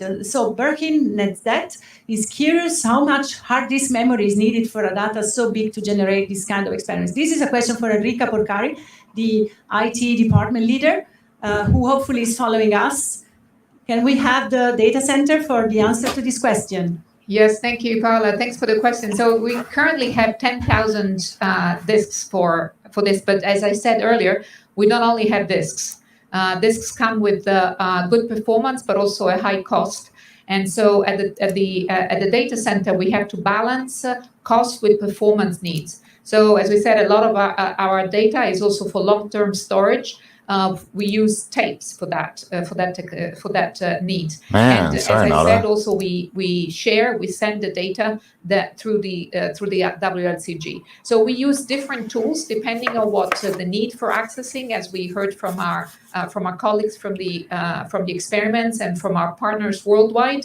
So we calibrate our offerings depending on the needs. But as I said, we expect 1.5 exabyte of data in this run. So there is a lot of disks, there is a lot of tapes, and there is a lot of networking capacity to share the data with our It's partners. crazy. I can see some experts with you. Maybe you want to introduce them? Yes, please. Tim Smith. Yeah, 666 on the logo. Fabiola described a lot about the open science and open data. So I'm responsible for a lot of those services. Thank you, Tim. Hello, I'm Maria Arzuaga, and I'm the service manager of EOS, our disk storage system for Atlas, CMS, LICB. And we are very excited about this because we were preparing this with all the experiments, and we are ready. So with 600 petabytes and more than 1,000 storage nodes waiting for this data. Thank you. Thank you very much. By the way, thank you for the Our well colleagues wishes. from I the appreciate data it. center. Maybe there are more questions. I appreciate it. I Yes. didn't think I was dismissing So that. will Sorry. there be any neutrino detections again for you, Jamie? Yeah, so No, they turned it on about as I said 40 before, minutes there's ago. two new experiments, two of the smaller Or 30, experiments 35 at minutes LHC, ago. just starting up for this run. So the phaser experiment and SND at LHC. Welcome and both aboard, of these Scott are designed to Hedges. study neutrinos that will be produced in the LHC collisions. And this is the first time that a neutrino that's produced in a collider will be directly detected by an experiment. So this is really exciting. And one I of the actually cool had things is a that high the school neutrinos friend that you who was get a in this genius, location like where a- phaser and SND are situated are extremely high energy. So they're Doogie generally Howser like smart. 1,000 times higher energy And than he most of the got neutrino to experiments work which at exist in the the world. collider in Texas. So they'll be able to really study these high energy neutrinos in a way which hasn't been done before, and that will. I would say think, nothing, be Burger. really a lot of interesting people for are such feeling small and pressure quite and cheap headaches experiments. right This now will around the bring world. quite a lot I've to the had LHC program over in 30 What's the advantage of studying dimensions of neutrinos it. made in the lab compared to neutrinos that are flooding us right now, that are a huge deluge It's of neutrino? possible, We are yeah. immersed in a bath of neutrinos. People Why can do you stress want to make themselves them out. in the lab when we have such an abundance in nature? Yeah, well, of course, if you make them in the lab, then you know more about its sort of initial conditions. So we know what we're colliding, and we can predict how many neutrinos these will make and what energy they should have. And so then we can study those, and it gives you a sort of more well-defined experiment than we don't know what's happening in space, inside the sun, etc. And so it's we do know at some level, but it's not such a well-defined experiment. It's complementarity is very important. Maybe Fabio can tell us a word about how complementary is this field with astronomy, astrophysics, and cosmology? They are not only complementary, but they're also very close friends and very cousin. They are cousin essentially. We address, at least with astrophysics and astroparticle physics, the same questions. but we look at them from different perspectives. And so what we learn at CERN is very important as input also to astrophysics and cosmology. What they learn is also very important for us. So I think that the question that we are addressing, like dark matter, for instance, and others, are so important and so challenging to address, and also so intertwined, then deployment of several approaches, those from particle physics, accelerator-based particle physics, astrophysics, are absolutely necessary if you want to give an answer to those questions. Thank you very much. We can get some more questions if there are any. Yes. Bill. What is the absolute best case scenario you're hoping to come from all of this? Well, here's a good answer for you, Bill. Because you can answer for everybody. Hopefully. Otherwise, we should do it.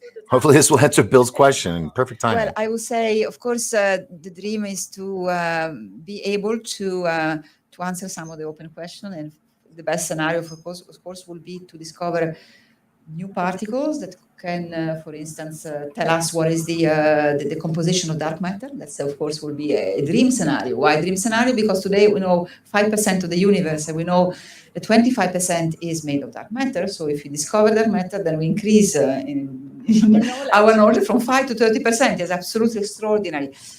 But I think that our approach should be the right approach of research is to make progress step by step through measurements of what we know, through looking for new things. And I'm sure that hopefully the round 3 of the L.L.C. will allow us to make significant step forward in our knowledge of fundamental physics and the universe. And for me, a discovery is also understanding how a very special particle like the Higgs boson behaves, or understanding how the quark-gluon plasma behaves. This is a big discovery. Yes, we are at the frontier of knowledge, on the brink of new knowledge. Every step we make is a new step into the unknown. Mateusz, you wanted to add something on behalf of Alice? Well, maybe not only Alice.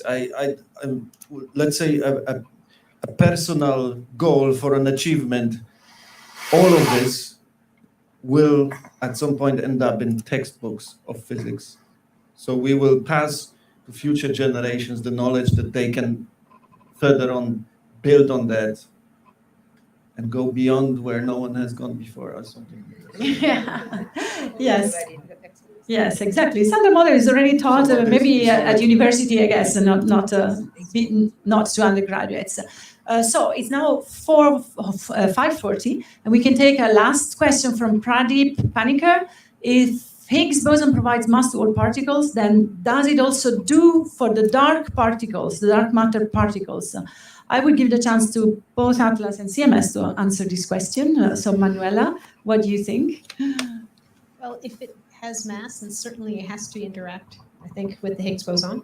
We don't know what this dark matter is, actually. Give her the microphone. Right, exactly. So, but we think that the Higgs will interact with it. That's something that we're going to be looking for during run 3.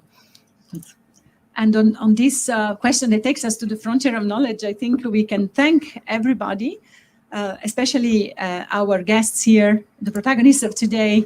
Feet, we can invite you to go and celebrate. You all deserve that. Thanks to the L.L.C. control and also the other machine controls that have been flooded today by people, technicians. Thanks to the technical team. The live has gone fabulous, well, much better than in our wildest so thank dreams. you, I hope everybody the same that is true joined my for live the this L.L.C. morning. run 3. This is Thank you, awesome. everyone, and see you next time. We have something as big to communicate to the world.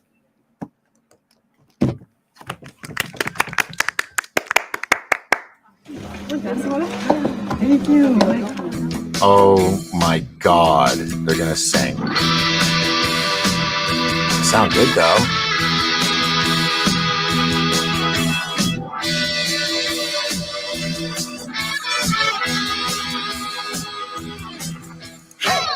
Okay, this I do have to mute. I do have to mute that because I will get a flag. The algorithms will pick it up.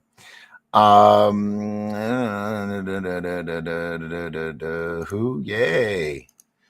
I'm so glad I found this live. I was watching from CERN, but this chat was really what I was looking forward to. Well, thank you, Nada. I appreciate everybody that joined me. All the new people, please hit the subscribe. I'd love to have you here again. Like I said, tonight I have an amazing show with acting legend Carlos Carrasco. We're going to be talking movies tonight. And let me show you. There we go. He'll be joining us tonight. You might recognize him from Speed. He was on the bus right there. It's let me turn this off here. You'll see he's right here next to Sandra Bullock. And he was also Popeye in Blood In, Blood Out, which is, I found, is a 3-hour plus movie. So I am watching that today. I started watching it last night, but I had to get some rest so I could be here this morning with you guys. So he will be here tonight at 7 p.m. Pacific Standard Time. So please come join in. You can join in the chat room and ask him some questions yourself. So, we'll go over his resume and everything. It's massive. Yes. And thank you, Audrey, for, being a fun co-host tonight or this morning. It's not nighttime. Thank you very much, Dave. Appreciate it.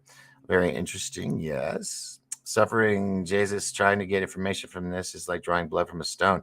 I know, right? It's just they talk science talk and it's not layman. So we were like, what? But they all seem to know how to play music too. So that's good.